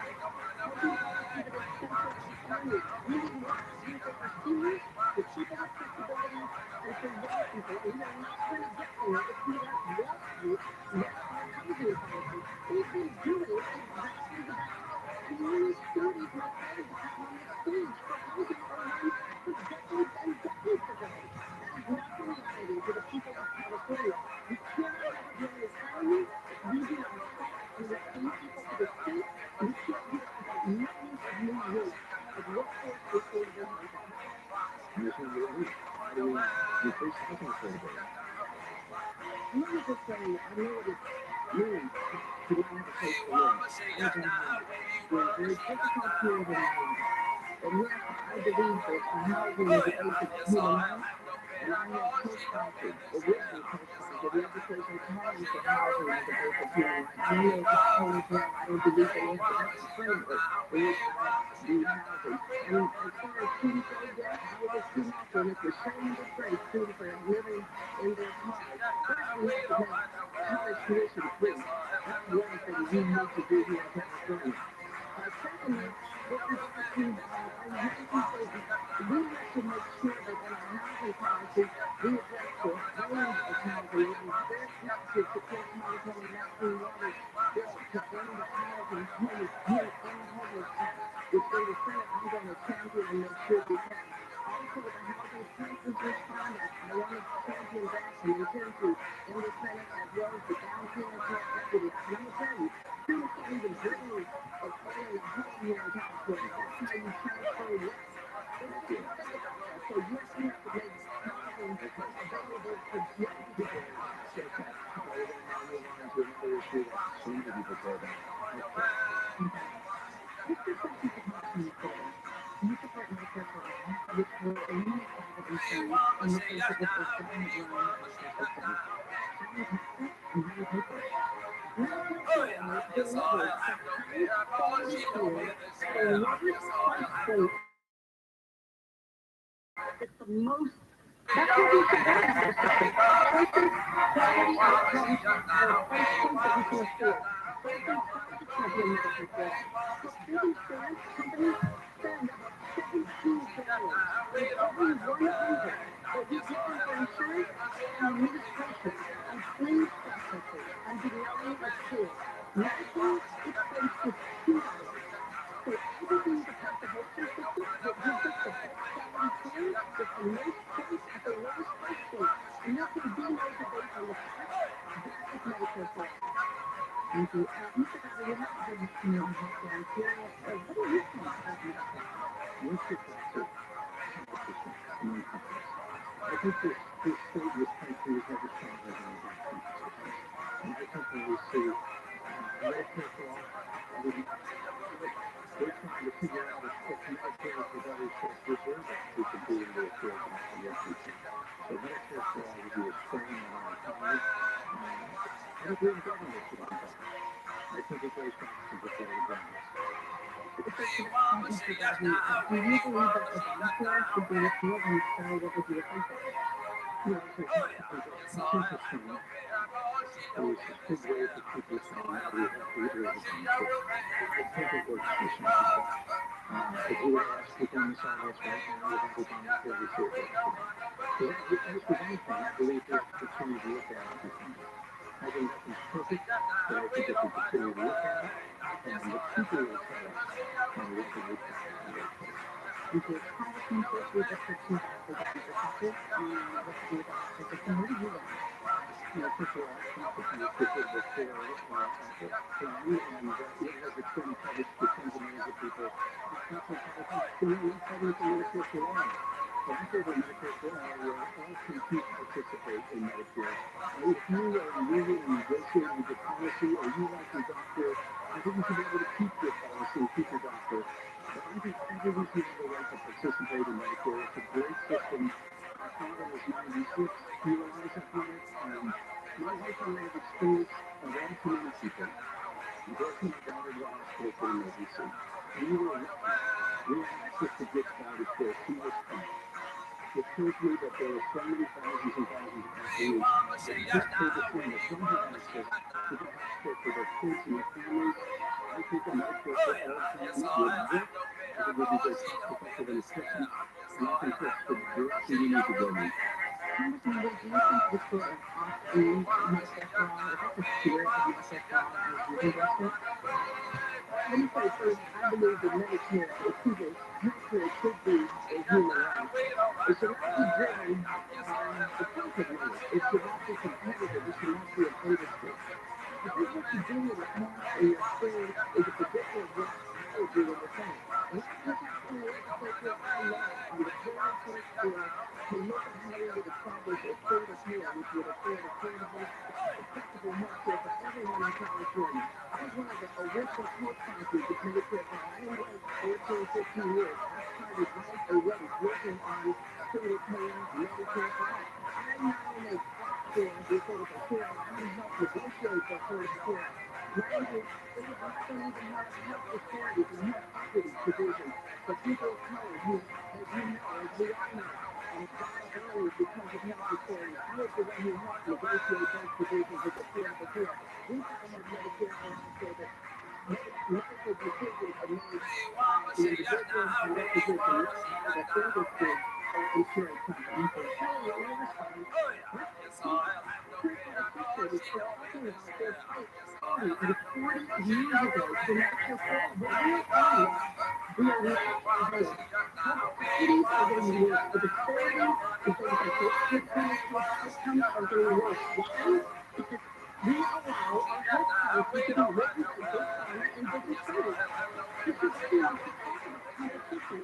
But do you even get to choose your own doctor? No, big insurance tells you where you can go and what you can get done. Do you even get real-time costs when you walk into your physician's office for health care? So you can't have competition? And you need to address the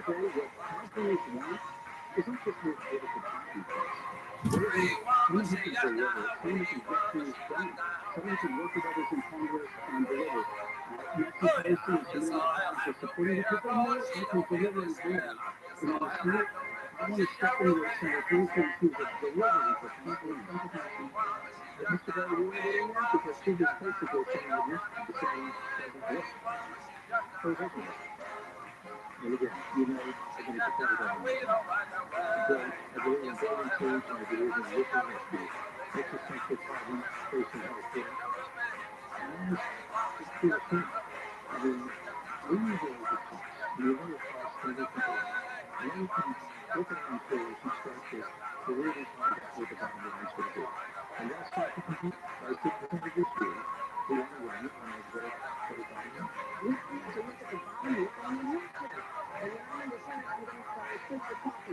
that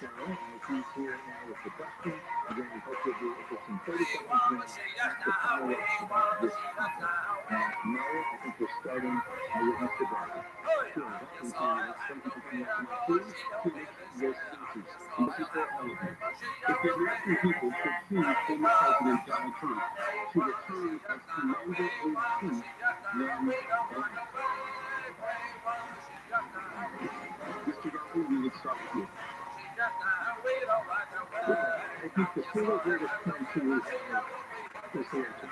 have not gotten those resources that you want to Maybe I'm going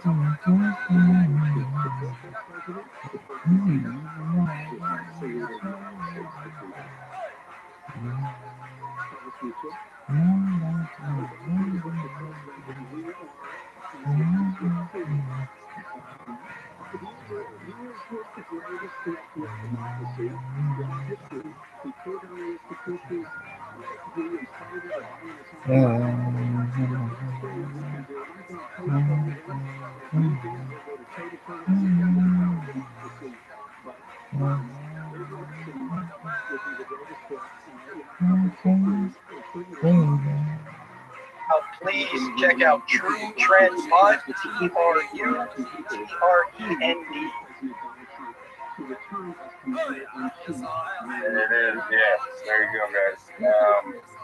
You can also go to Arsenal Lounge and check them in. You can find the link there for True Trend Bot. And you can do that one. So I'll throw that out there. Yes, I did just show my photos. That's the way.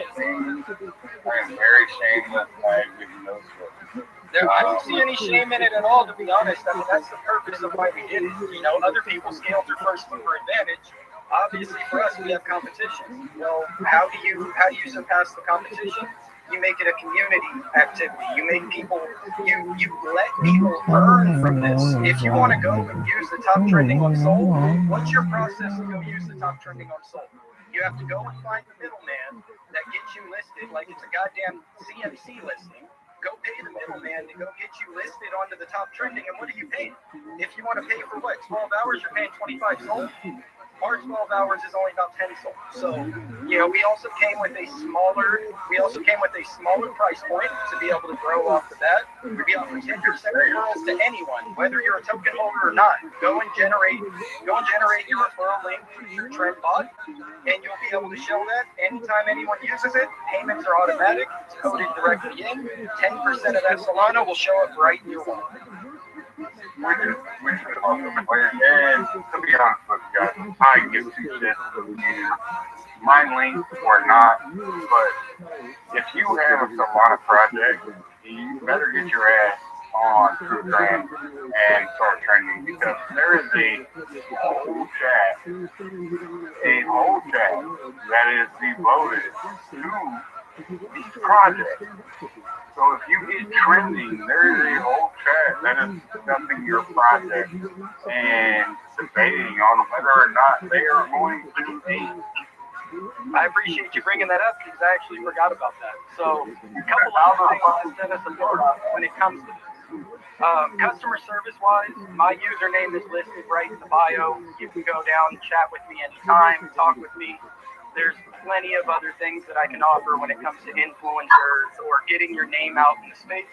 I also run a 120-member private room of my own with plenty of whales and support when it comes to that. And then we opened up just about 3 days ago the lounge for the discussion chat for the trending, because it's another thing I noticed nobody else offers. You go and you pay for trending, and then that's the last word you get. Well, in this sense, so far we only have about 90 members, but you can look and see some really, really influential names that are in that room. And in that room, you're free to shill your token. You are free to talk about your trended token, because we do not believe that all it should be is one payment and out the door. You get that free space to be able to go and talk about your project, so people could actually know who is behind the name that is trending. 100%, man. And yes, that is a very important aspect as far as the trending model goes. Yeah, most trending that you pay for, it's a fucking $5, or it's something that nobody can really interact with. It's trending. You get trending. People say equal more than any old system. So you can take things personally.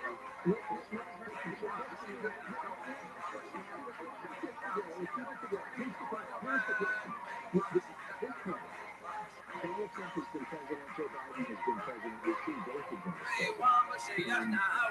I would still undecided if the choice is Donald Trump versus Joe Biden. As you suggested for political, you may vote for Joe Biden. How are you undecided what would make that decision for you? Okay, so what clarify your view? When the time comes, I'll do exactly what you said. I will look at the two opinions. I will determine what they did. And at that time, I will make my choice. I don't believe Joe Biden can predict this. I have a said that it's terrible for the world. He will be a risk taker. We were safer more under him than we are under Biden. You're two different platforms throughout the world. So he's arguing that we were safer under President Trump. What do you make of what he just said, and what's your response? California, I think that they said it's true. Was it the doctor? Or was it the people queued up minutes of the time possible so stupid and stupid as to be. But we're getting refused to take action. This is not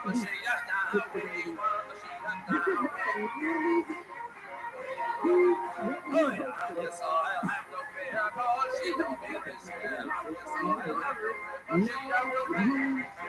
underneath what each candidate stands for.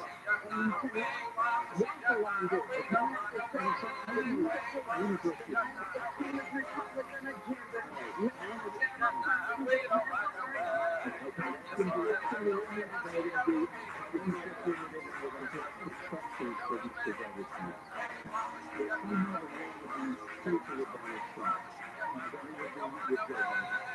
Can you imagine what would take place if Donald Trump was president when Putin invaded Russia and Ukraine invaded Russia? The same damn country still was thinking Mr. Vladimir Putin and took the common dictator's hand over his own country, his own intelligence agencies, who talked about love marriage, a loving relationship with the dictator in North Korea. There is no stretch of imagination, no scenario, no whatever, in which we would be safer. Donald Trump was underlining alliance with NATO. He was saying that he might not even come to NATO's defense. Our standing in the world fight when other nations tell their leaders to stay calm. Let's stay calm. Maybe we need to pay attention to because we can't allow the United States anymore. That is Donald Trump's national security legacy. We don't want to go back there. We're going to get rid of it.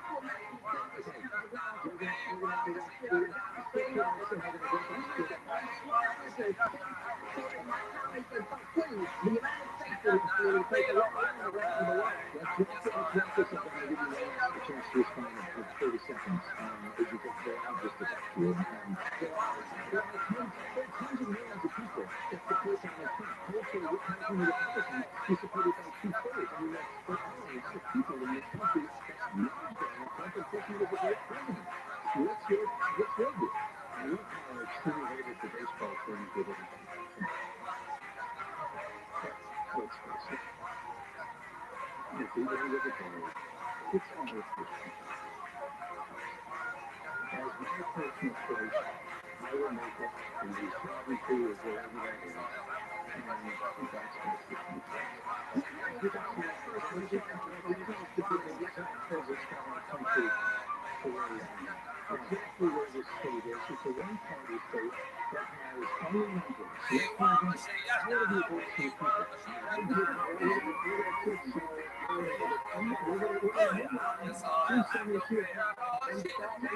People really care. The number one issue is the issue of homelessness, and we want to talk about that and get your views on that.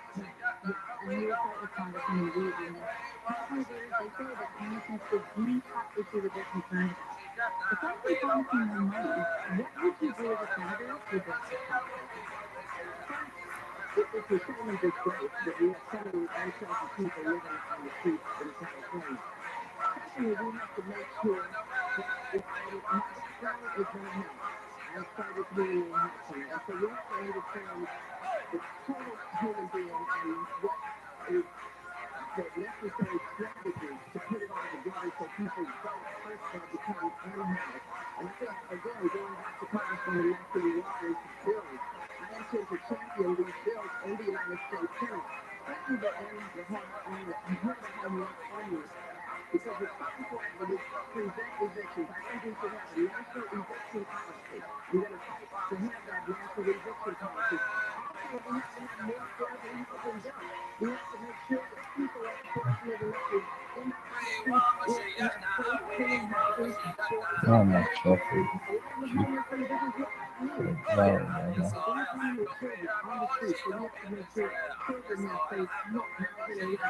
no.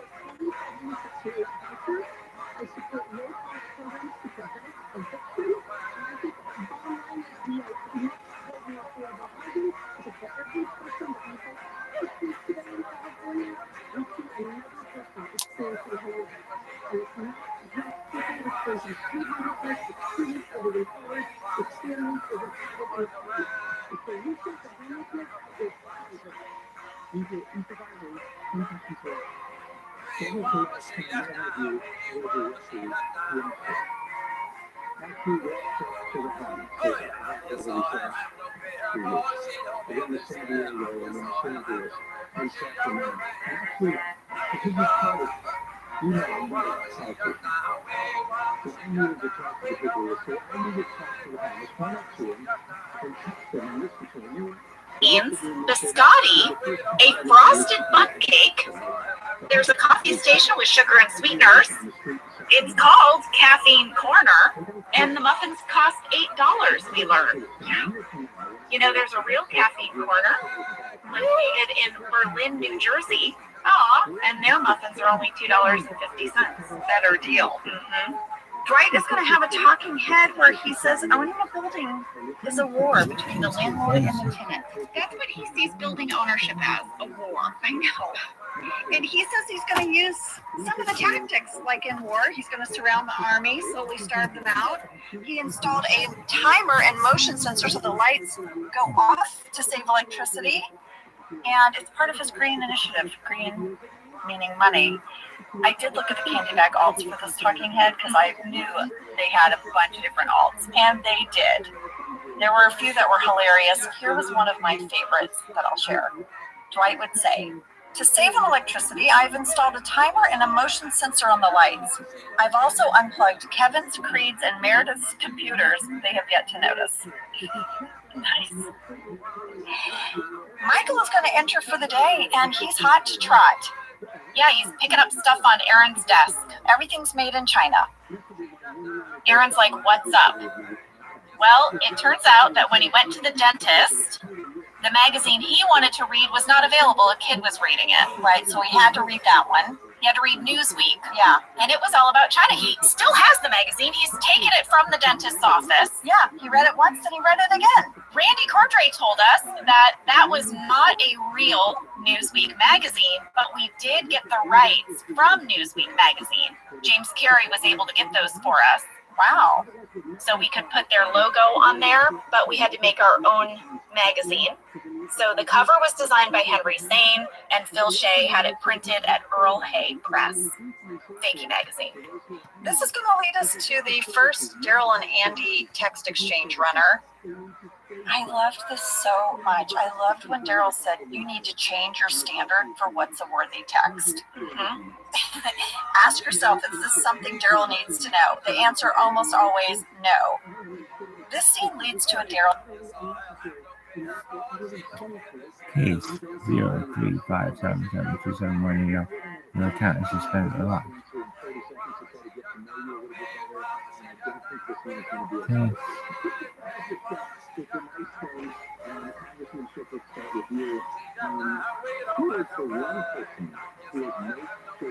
We have an update.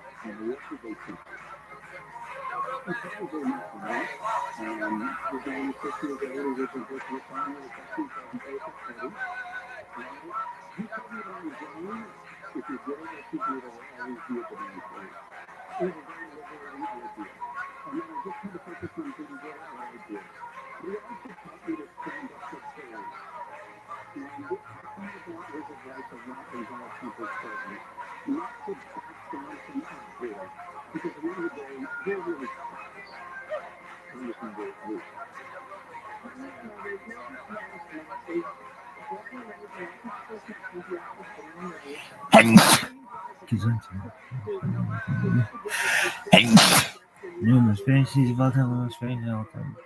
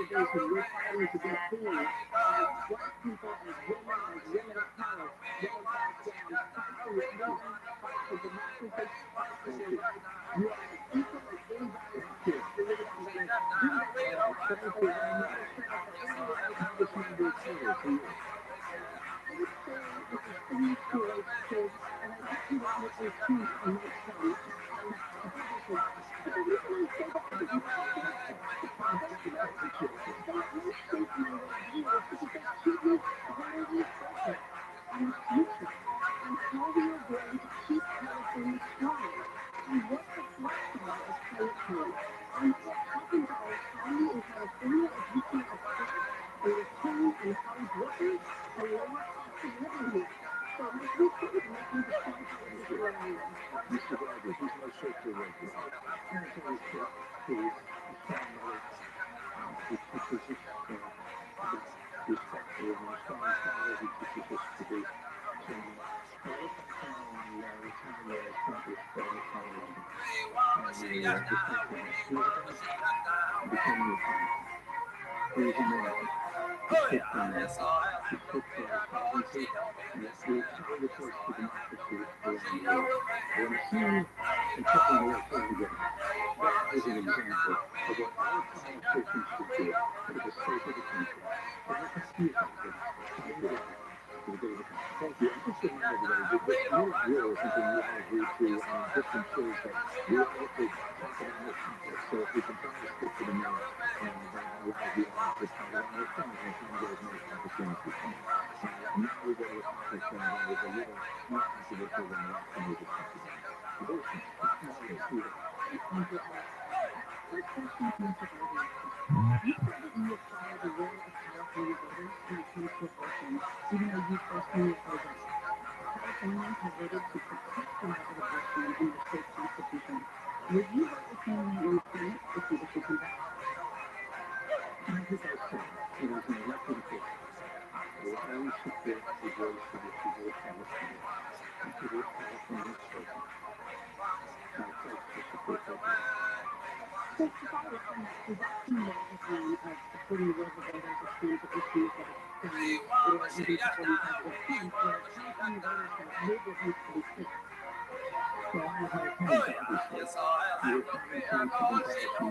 And the building of consensus, I look at it as this. I think it's people of the state of California and the country, and millions of people that I've interacted with over the years, have taught me that it's building a consensus and listening. I have nothing that's truly ex-concern except what is truly right. As I think President Lincoln said in France, I will stand with those who are right. I will walk away from those who are wrong. Thank you, Mr. Rabbi. The Congressman earlier support abortion rights, and what we have from Mr. Rabbi saying that the industry also will protect abortion rights to your own parents. No. Would you like to expand on that? Well, abortion is a freedom issue. And no government that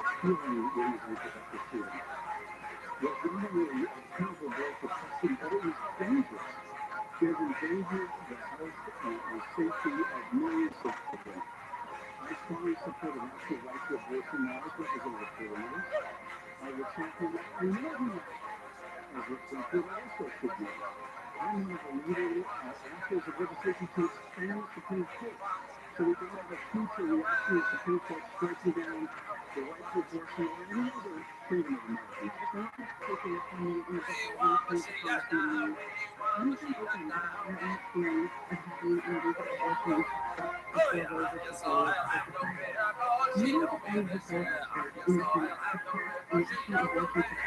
if and when to have a child.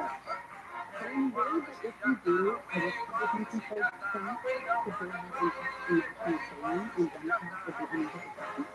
So Mr. Rabbi needs to be clear about where he stands on this and actually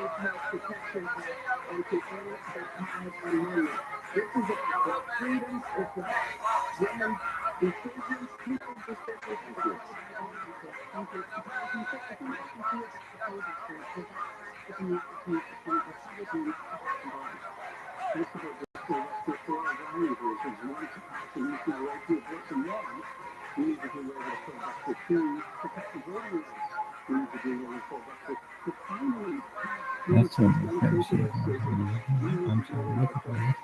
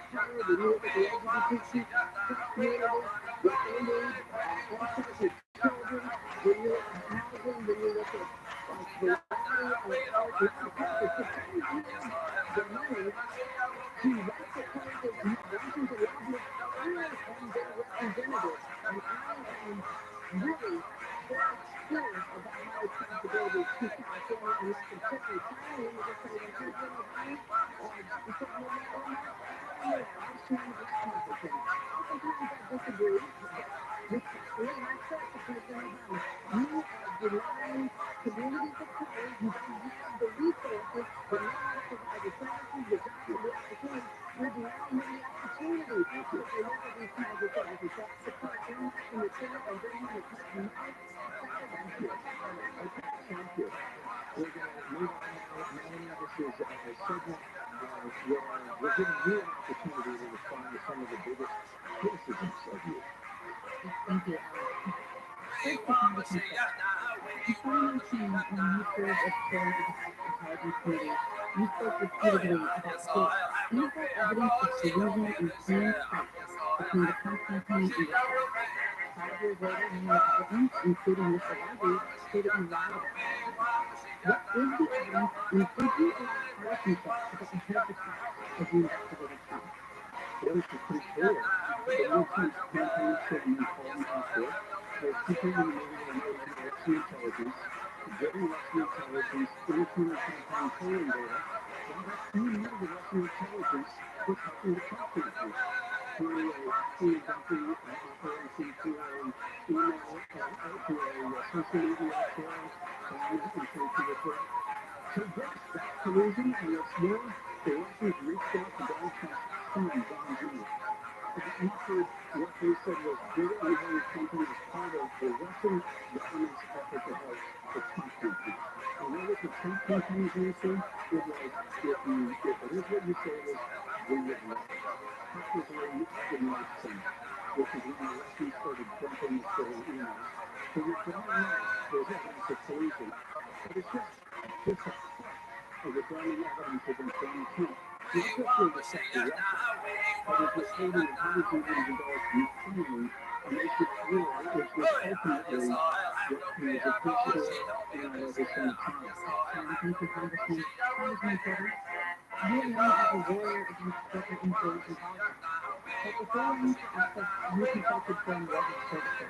Does that work undermine your credibility as someone that records corporations for me? I have never taken corporate money, period. And I'm the only elected official on this stage who can say that. I was working across California to help enforce a settlement and agreement against big banks. And because of that, I developed expertise in how banks respond to communicate with us. Varying things like the opportunity to save your home or cut back the amount of your mortgage in tiny chunks. So I was finished with that service. I was asked by a company to come on and work with them in a short-term engagement to address and improve how they contacted and communicated with California. All right, Congressman, thank you for that. Mr. Garvey, you never served elected office. And you said you don't plan on giving specifics about policy until after the primary. Why did you get into this race if you don't know where you stand on this issue? And how can Californians know what your aim is for the Here is the reason. I'm not sure. It's said that I needed to talk California. I needed to talk to the people. I needed to hear from them, their feelings about their local officials. And that's what I've done. And to pass the blame of position, that's an strong position. Especially on House and what should be done. It's too strong on the time. I talked about the economy and inflation. Let's be strong. Let's get back to energy to support it. I talked about the grid, the crisis again. Let's change the grid. Let's take a deep breath.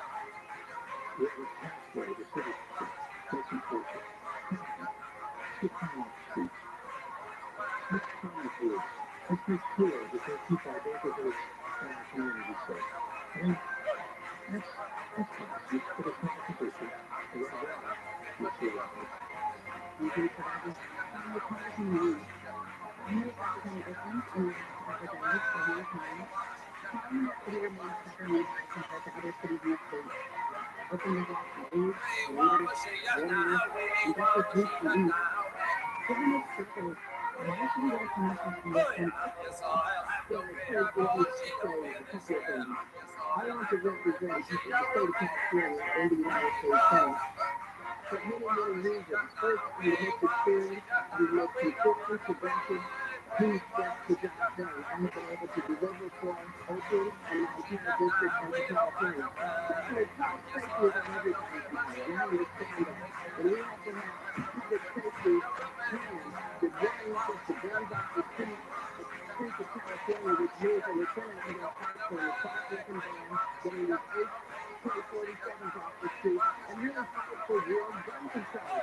Also, it's important that we have police reform. We have to have more resources coming into our communities to make sure that there's more interaction between the police and the community. And so, believe me, I understand what is happening in my community and throughout the state and throughout the country, but we have to have a real public safety plan, and the punishment must meet the level of the crime and not over push it. Yet, make sure that public safety is there to begin to engage and train people in which is Congress has to earmark the young people to everybody's been going over time, and we've had a lot of exchanges between percent. There's a contract, but let's maybe try moving this to 30 seconds instead of a minute if we can going forward, just so we can get some more topics in. We're going to run out of time. The next question comes back from Mo Kelly. We're on KFI AM 640 with the host of Radio with Mo Kelly. It has to do with immigration. It's going to start with Congressmember Lee. Mr. Rabbi made this clear. He believes that there is a crisis at the border, so Congress will remove Israel crisis at the border. And if there is, how could you get Congress to act on that issue for the first time in 4 decades? As I said earlier, I was born and raised on a border city. I passed my taxes in an immigrant community. Secondly, no person is illegal. Thirdly, we have to have immigration policy that provides for due process, that's orderly, and that is humane. Right now, the president is trying to get Republicans, mind you, to cut out and prepare over $1 billion to make sure that immigrants are treated fairly in the community where Governor Abbott and DeSantis are sending migrants against Rabbi. And so what I intend to do is make sure that we get this funding so that these communities can treat immigrants properly and make sure that the jobs that are waiting for employees are filled. Thank you for your comment. This country for a better life. I was happy in California supported by the good work of immigrants. This is short for you. You can reference this cookie with those out more than 30 seconds. My grandfather immigrated here. My great-grandparents immigrated here. They were in search of a better life. They were feeling violence that so many others of the country was completely sad. So recognizing people coming here to flee violence, to flee in search of a better life, they deserve our respect, they deserve dignity. And I also think what these Republican governors are doing is just shameful. It is a crisis. It is not sustainable. But we should approach this with compassion, and we should also try to get people to apply for asylum safely in their own countries. I think that's the most important thing we can do. But we also believe that there's resources to make sure that we have interpreters and report personnel so we can process asylum cases much more quickly.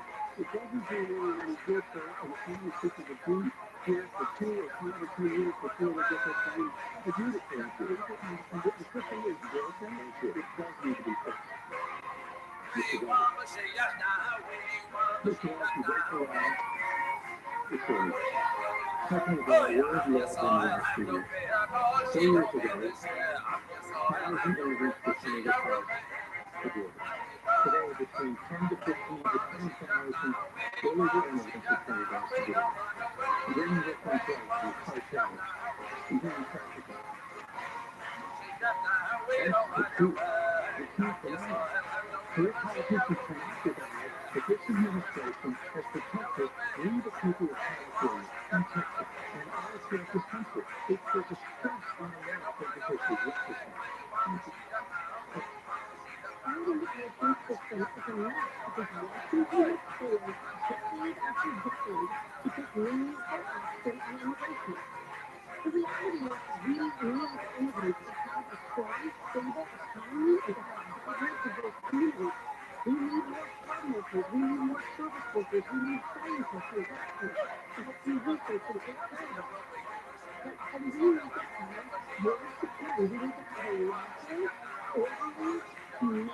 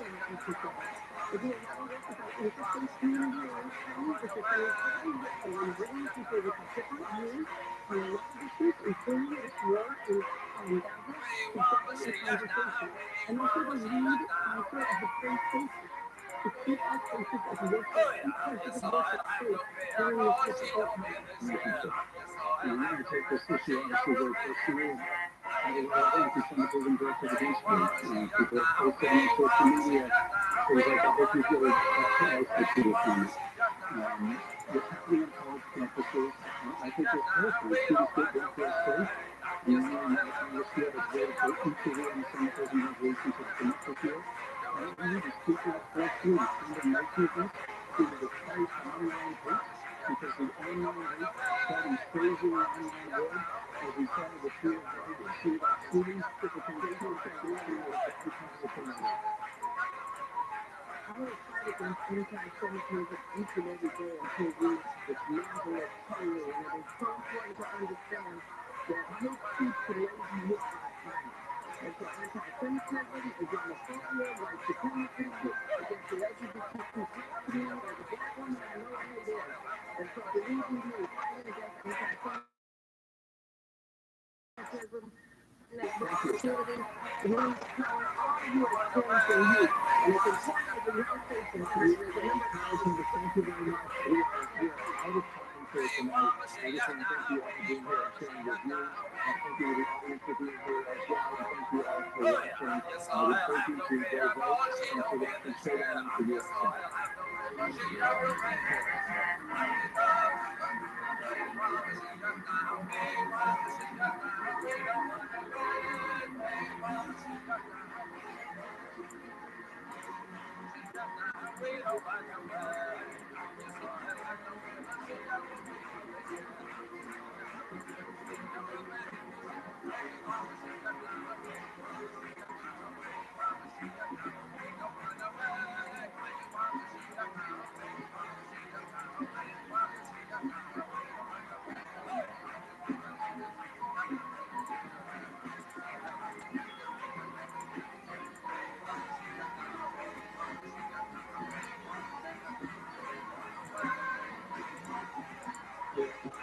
It's later. It's my telling around everywhere. Radio app, but if you've been listening to KFIS before, I know you have. We just completed the U.S. program for students by a powerful one on the campus of USC in the Bulldog Auditorium. The Christmas course is still right next to the theater in which you saw the first time was on stage as they're giving it themselves, showing their positions and the stages there and photos there. I know we created them. There were some photos on stage when first uttered the name Donald Trump and whether he may use them to the Oval Office, how they would respond to that. And right now we're waiting for all of the candidates, each and every one, to come upstairs and sit with us. If you weren't able to see, I don't know if Fox 11 showed what was going on outside the venue, but there are at this point, I would say anywhere between 50 and probably 100 protesters offering their voices on various issues from abortion to Israel to Palestine, wanting to be heard, trying to get their message out, and understanding that there's a lot of media here right now, and hopefully that they would get some sort of coverage. Don't know exactly how that is going to play out, but it was a very informative debate. I thought the candidates were able to cover any number of subjects. We covered domestic policy, and obviously with economics. We covered healthcare. We discussed abortion. We discussed, of course, as Donald Trump, we discussed many other things. We discussed the representative, the separate legacies and also their histories. And so as the candidates come up here, you'll also be able to follow up with them some things that were said during the debate and also some things that weren't said. I also have to compliment Mr. Steve Garvey, who was the only Republican on stage against 3 Democratic Congress people, and also in the city of Los Angeles. So it can be a bit intimidating, and it can be a little bit unfair in my world as far as being able to present yourself in that type of environment. I think he can hold himself well given those circumstances. I didn't necessarily agree with all the answers, but if it really comes up here, then you'll have the opportunity to have a private conversation without an audience and a moderator, and hopefully get some more and understanding of where he stands on these issues before we get to the primary. And just in case you're not sure how the primary works here in California, they call it the general primary. Well, the top 2 vote getters will be in the general election. It could be 2 Democrats. It could be a Democrat and Republican. It could be Congressman Adam Schiff and Steve Garvey, or Congressman Barbara Lee and Steve Garvey. It could be 2 Democrats in the Senate, Congressman Adam Schiff and maybe Congressman Katie Corbin.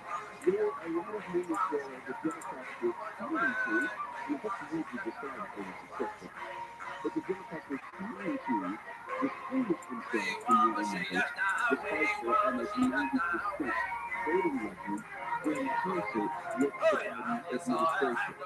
Whether they were able to do that, don't know, but this is the first debate, but it's not the last conversation that they will be having with voters. And this is something that I said earlier in my conversation with anything as part of ROTHSCHILD in the previous debate. ROTHSCHILD has a very specific goal in mind. He doesn't have to win the primary, he just wants to be in the top two. Now, there are things working for him and things working against him. Working for him, as the only Republican, none of his votes would be split among other candidates. But also as a Republican in California, he has the headline in the sense of you have registered Democrats outnumber Republicans, and you have registered independents outnumber Republicans. If you put registered Democrats and independents together, they outnumber Republicans more than 2 to 1. And so that's going to be the obstacle for Steve Biden. It's not insurmountable, but it's definitely something that he's going to have to deal with if he's going to finish in the top two. I see Congresswoman Barbara Lee has come up to the screen. I see Congresswoman Katie Taylor has come up to the screen. It's almost like Rabbi was up in here. And Stephen Moore, in fact, Congresswoman Adam Schiff. So we're going to get to hear from all of the candidates. I spoke to Mr. Garvey here as well. And be able to ask them a bit more about their vision. And there's something else. Some people are getting on a number of conversations with people, friends, colleagues, other political organizations, discussing about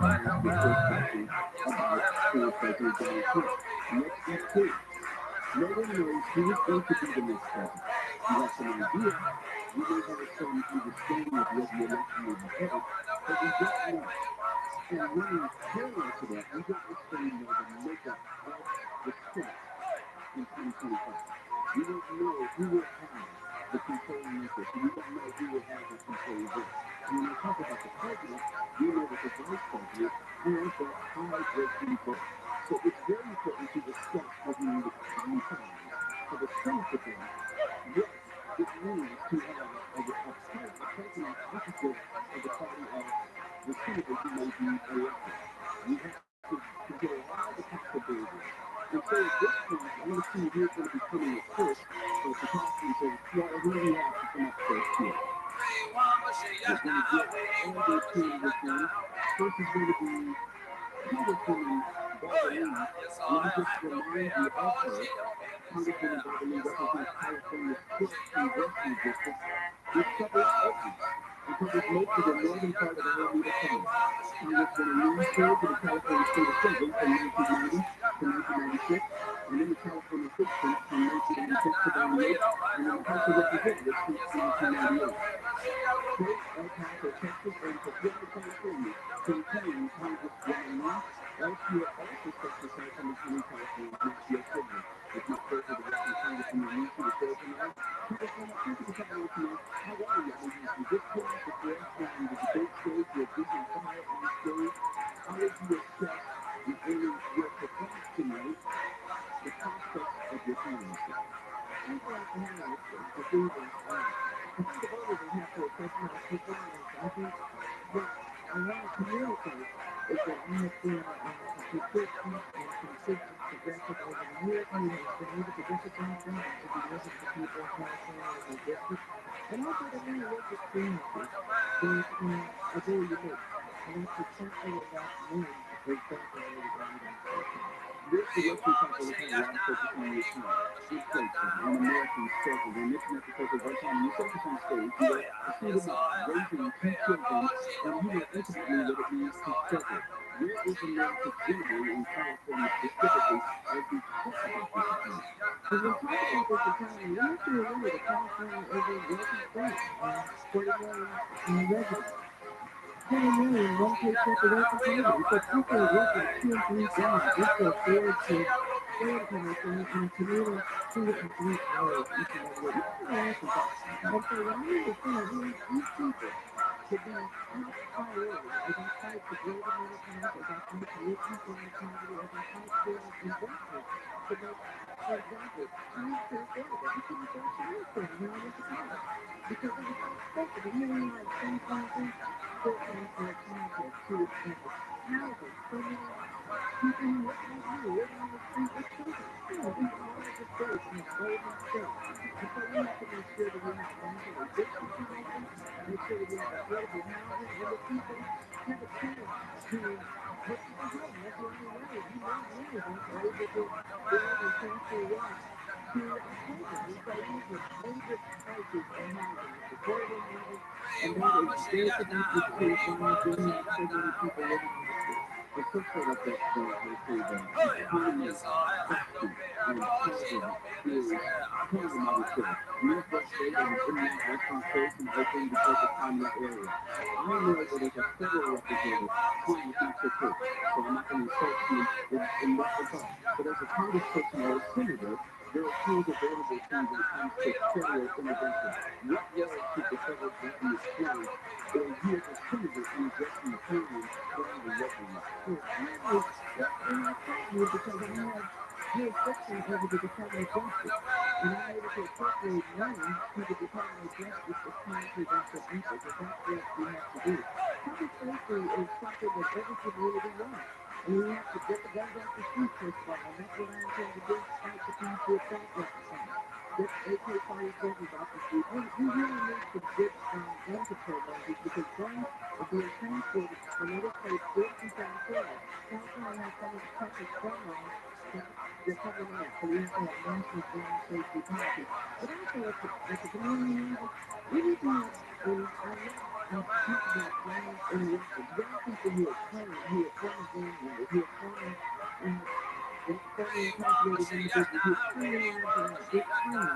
They know the community. They know how to help prevent safe space. And so we need to fund more programs like that so that we can reduce the level of burglaries and theft and everything else that's taking place. So everyone wants public safety. I was looking at this through rose colored glasses, so we have to have a balance between public safety and also between criminal justice reform and police reform. You can remember that also, obviously, Texas is a red state. You understand what that state demographic may be like. In California is very diverse. It's diverse in a sociographic sense. It's diverse in an ethnography sense, and obviously economically. It can be very rural.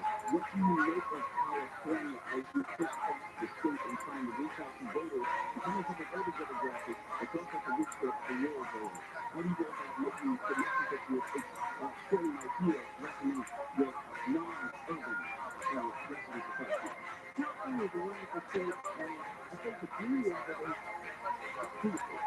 I have been in the Central Valley and campaigns in Central Valley cities, villages, small communities, farms. And then too, I mentioned earlier that I'm on the appropriations committee, the agriculture committee. I even work in the Central Valley, and I know the state, the Central Valley has some of the highest food insecurity rates as Oakland, California.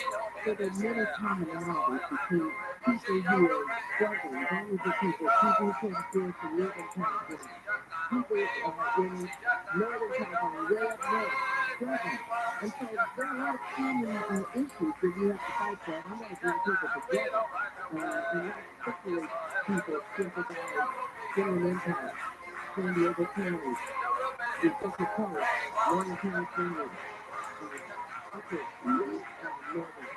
And so it's important that we look at each community, each part of California, and find the common issues. And then fight for that. Poverty, let me tell you, is everywhere. Everybody will. And so when you fight to lift people out of poverty, fight for the child tax credit to be made permanent, fight for raising the minimum wage to living wage, fight for health care, everybody benefits. She was Rabbi, represents California's 12th congressional district and seeks to become California's next U.S. Senator. Congressman Lee, opposed to VP, I wish you luck with your next energy run for the primary. Thank you, and thank you for your attention. Absolutely. It's later that we'll tell Rob Hill from the television we broadcast live from USC, Mobile on the television just today. We're talking to Twitter live everywhere on the iHeartRadio app, live and not live. It's just like 55 minutes.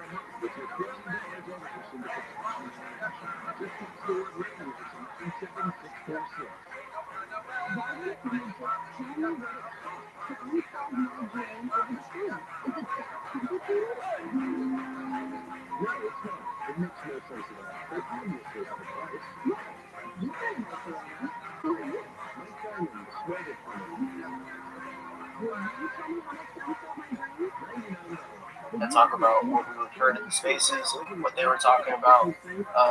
But yo, everyone give Official a follow. It's first time on stage. Show the man some love.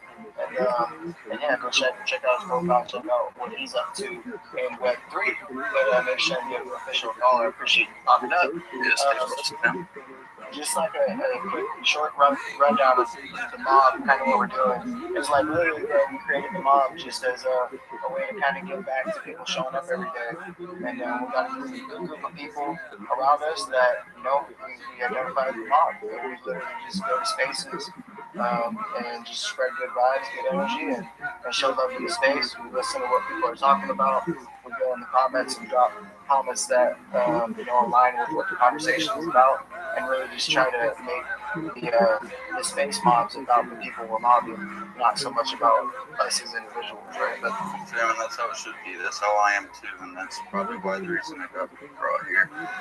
I was just messaging the other dude that was hosting the space about like how he's doing a giveaway for my NFT project, and then I get added to this group. It's just very warming to see like my efforts coming back. Like when I got the pith airdrop, I was like, word, you know what I mean? Because I was like, I thought I was never gonna get an airdrop.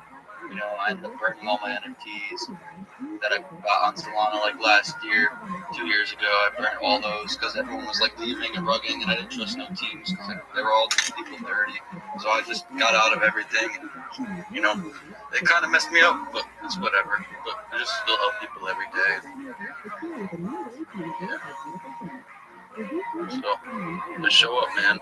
You gotta help people. absolutely. I seen you on the stage of that. You on the space spamming the emojis with us. You're all like, yo, I'm adding this person into our group chat. Hell yeah, man. And a lot of OGs do follow me on Twitter. I'm really quiet lately because I just put too much energy on Twitter. I used to get mad mad engagement. I just stop talking. That's what that's what kills the engagement in a way. But if you talk more, it's truly what gets you out there and just participating truly. And just go back to that airdrop thing. When I realized I was getting the pith airdrop and the Jupiter airdrop, I was like, wow, someone's actually looking at my wallet and realized it brought value to the space. And I thought that was cool. I was like, wow, my efforts are coming back. Let's go. We're gonna keep going mobbing. So I'm glad you jumped up here. Welcome to the mob. We'll put you in the group chat. You're gonna go on a mob with us. And then, so I just pinned the space up top. Looks like this picture's pinned a different space up top. No, I removed it. I saw you pin one. Okay. So I just pinned one up top. We're going to mob it into that. Again, what we do is we're all just going to pop in there. We're going to throw up a bunch of emojis, follow the conversation, follow the host if you like the conversation. But like and comment on the space. Comment something relevant. Comment what's happening in the conversation that gets your ear, intrigues you. Comment that. Don't make it about yourself. Make it about the space you're listening to. Educate yourself. Learn something new. And just go bring some energy. And then, just follow. I guess I'll leave this one. So when I drop out of the space, we'll head on back over here to the hood and discuss what we heard of it. So let's go mobbing. Let's go mobbing. Let's go.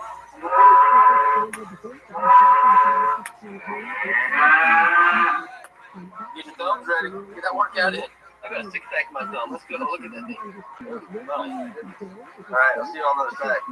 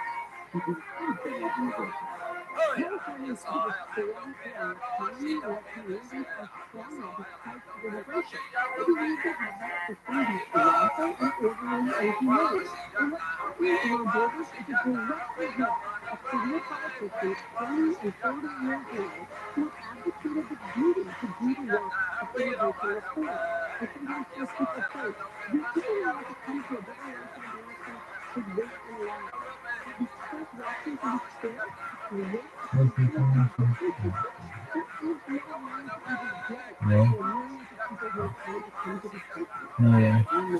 Oh, what is this? Oh, it's rice and curry.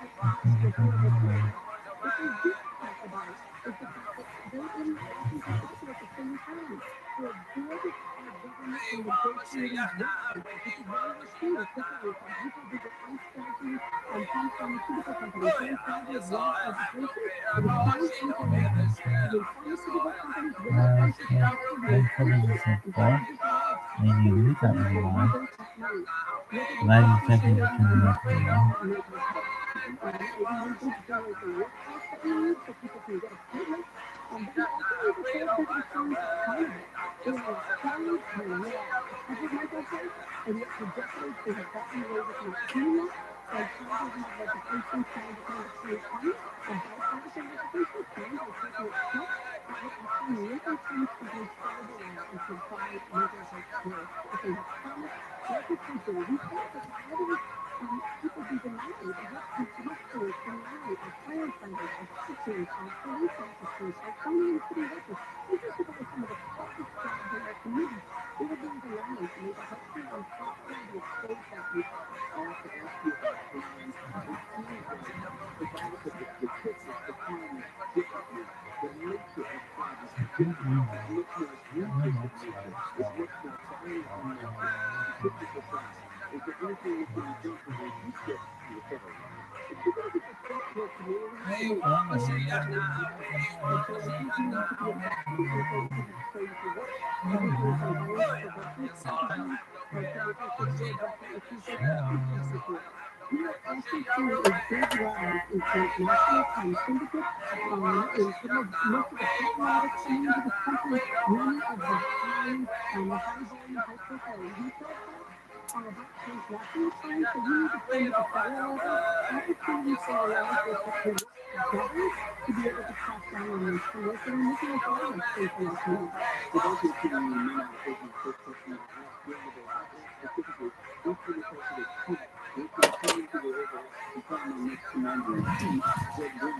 Let me expand upon that, because I know that there's a distinct possibility that former President Trump may be next President Trump.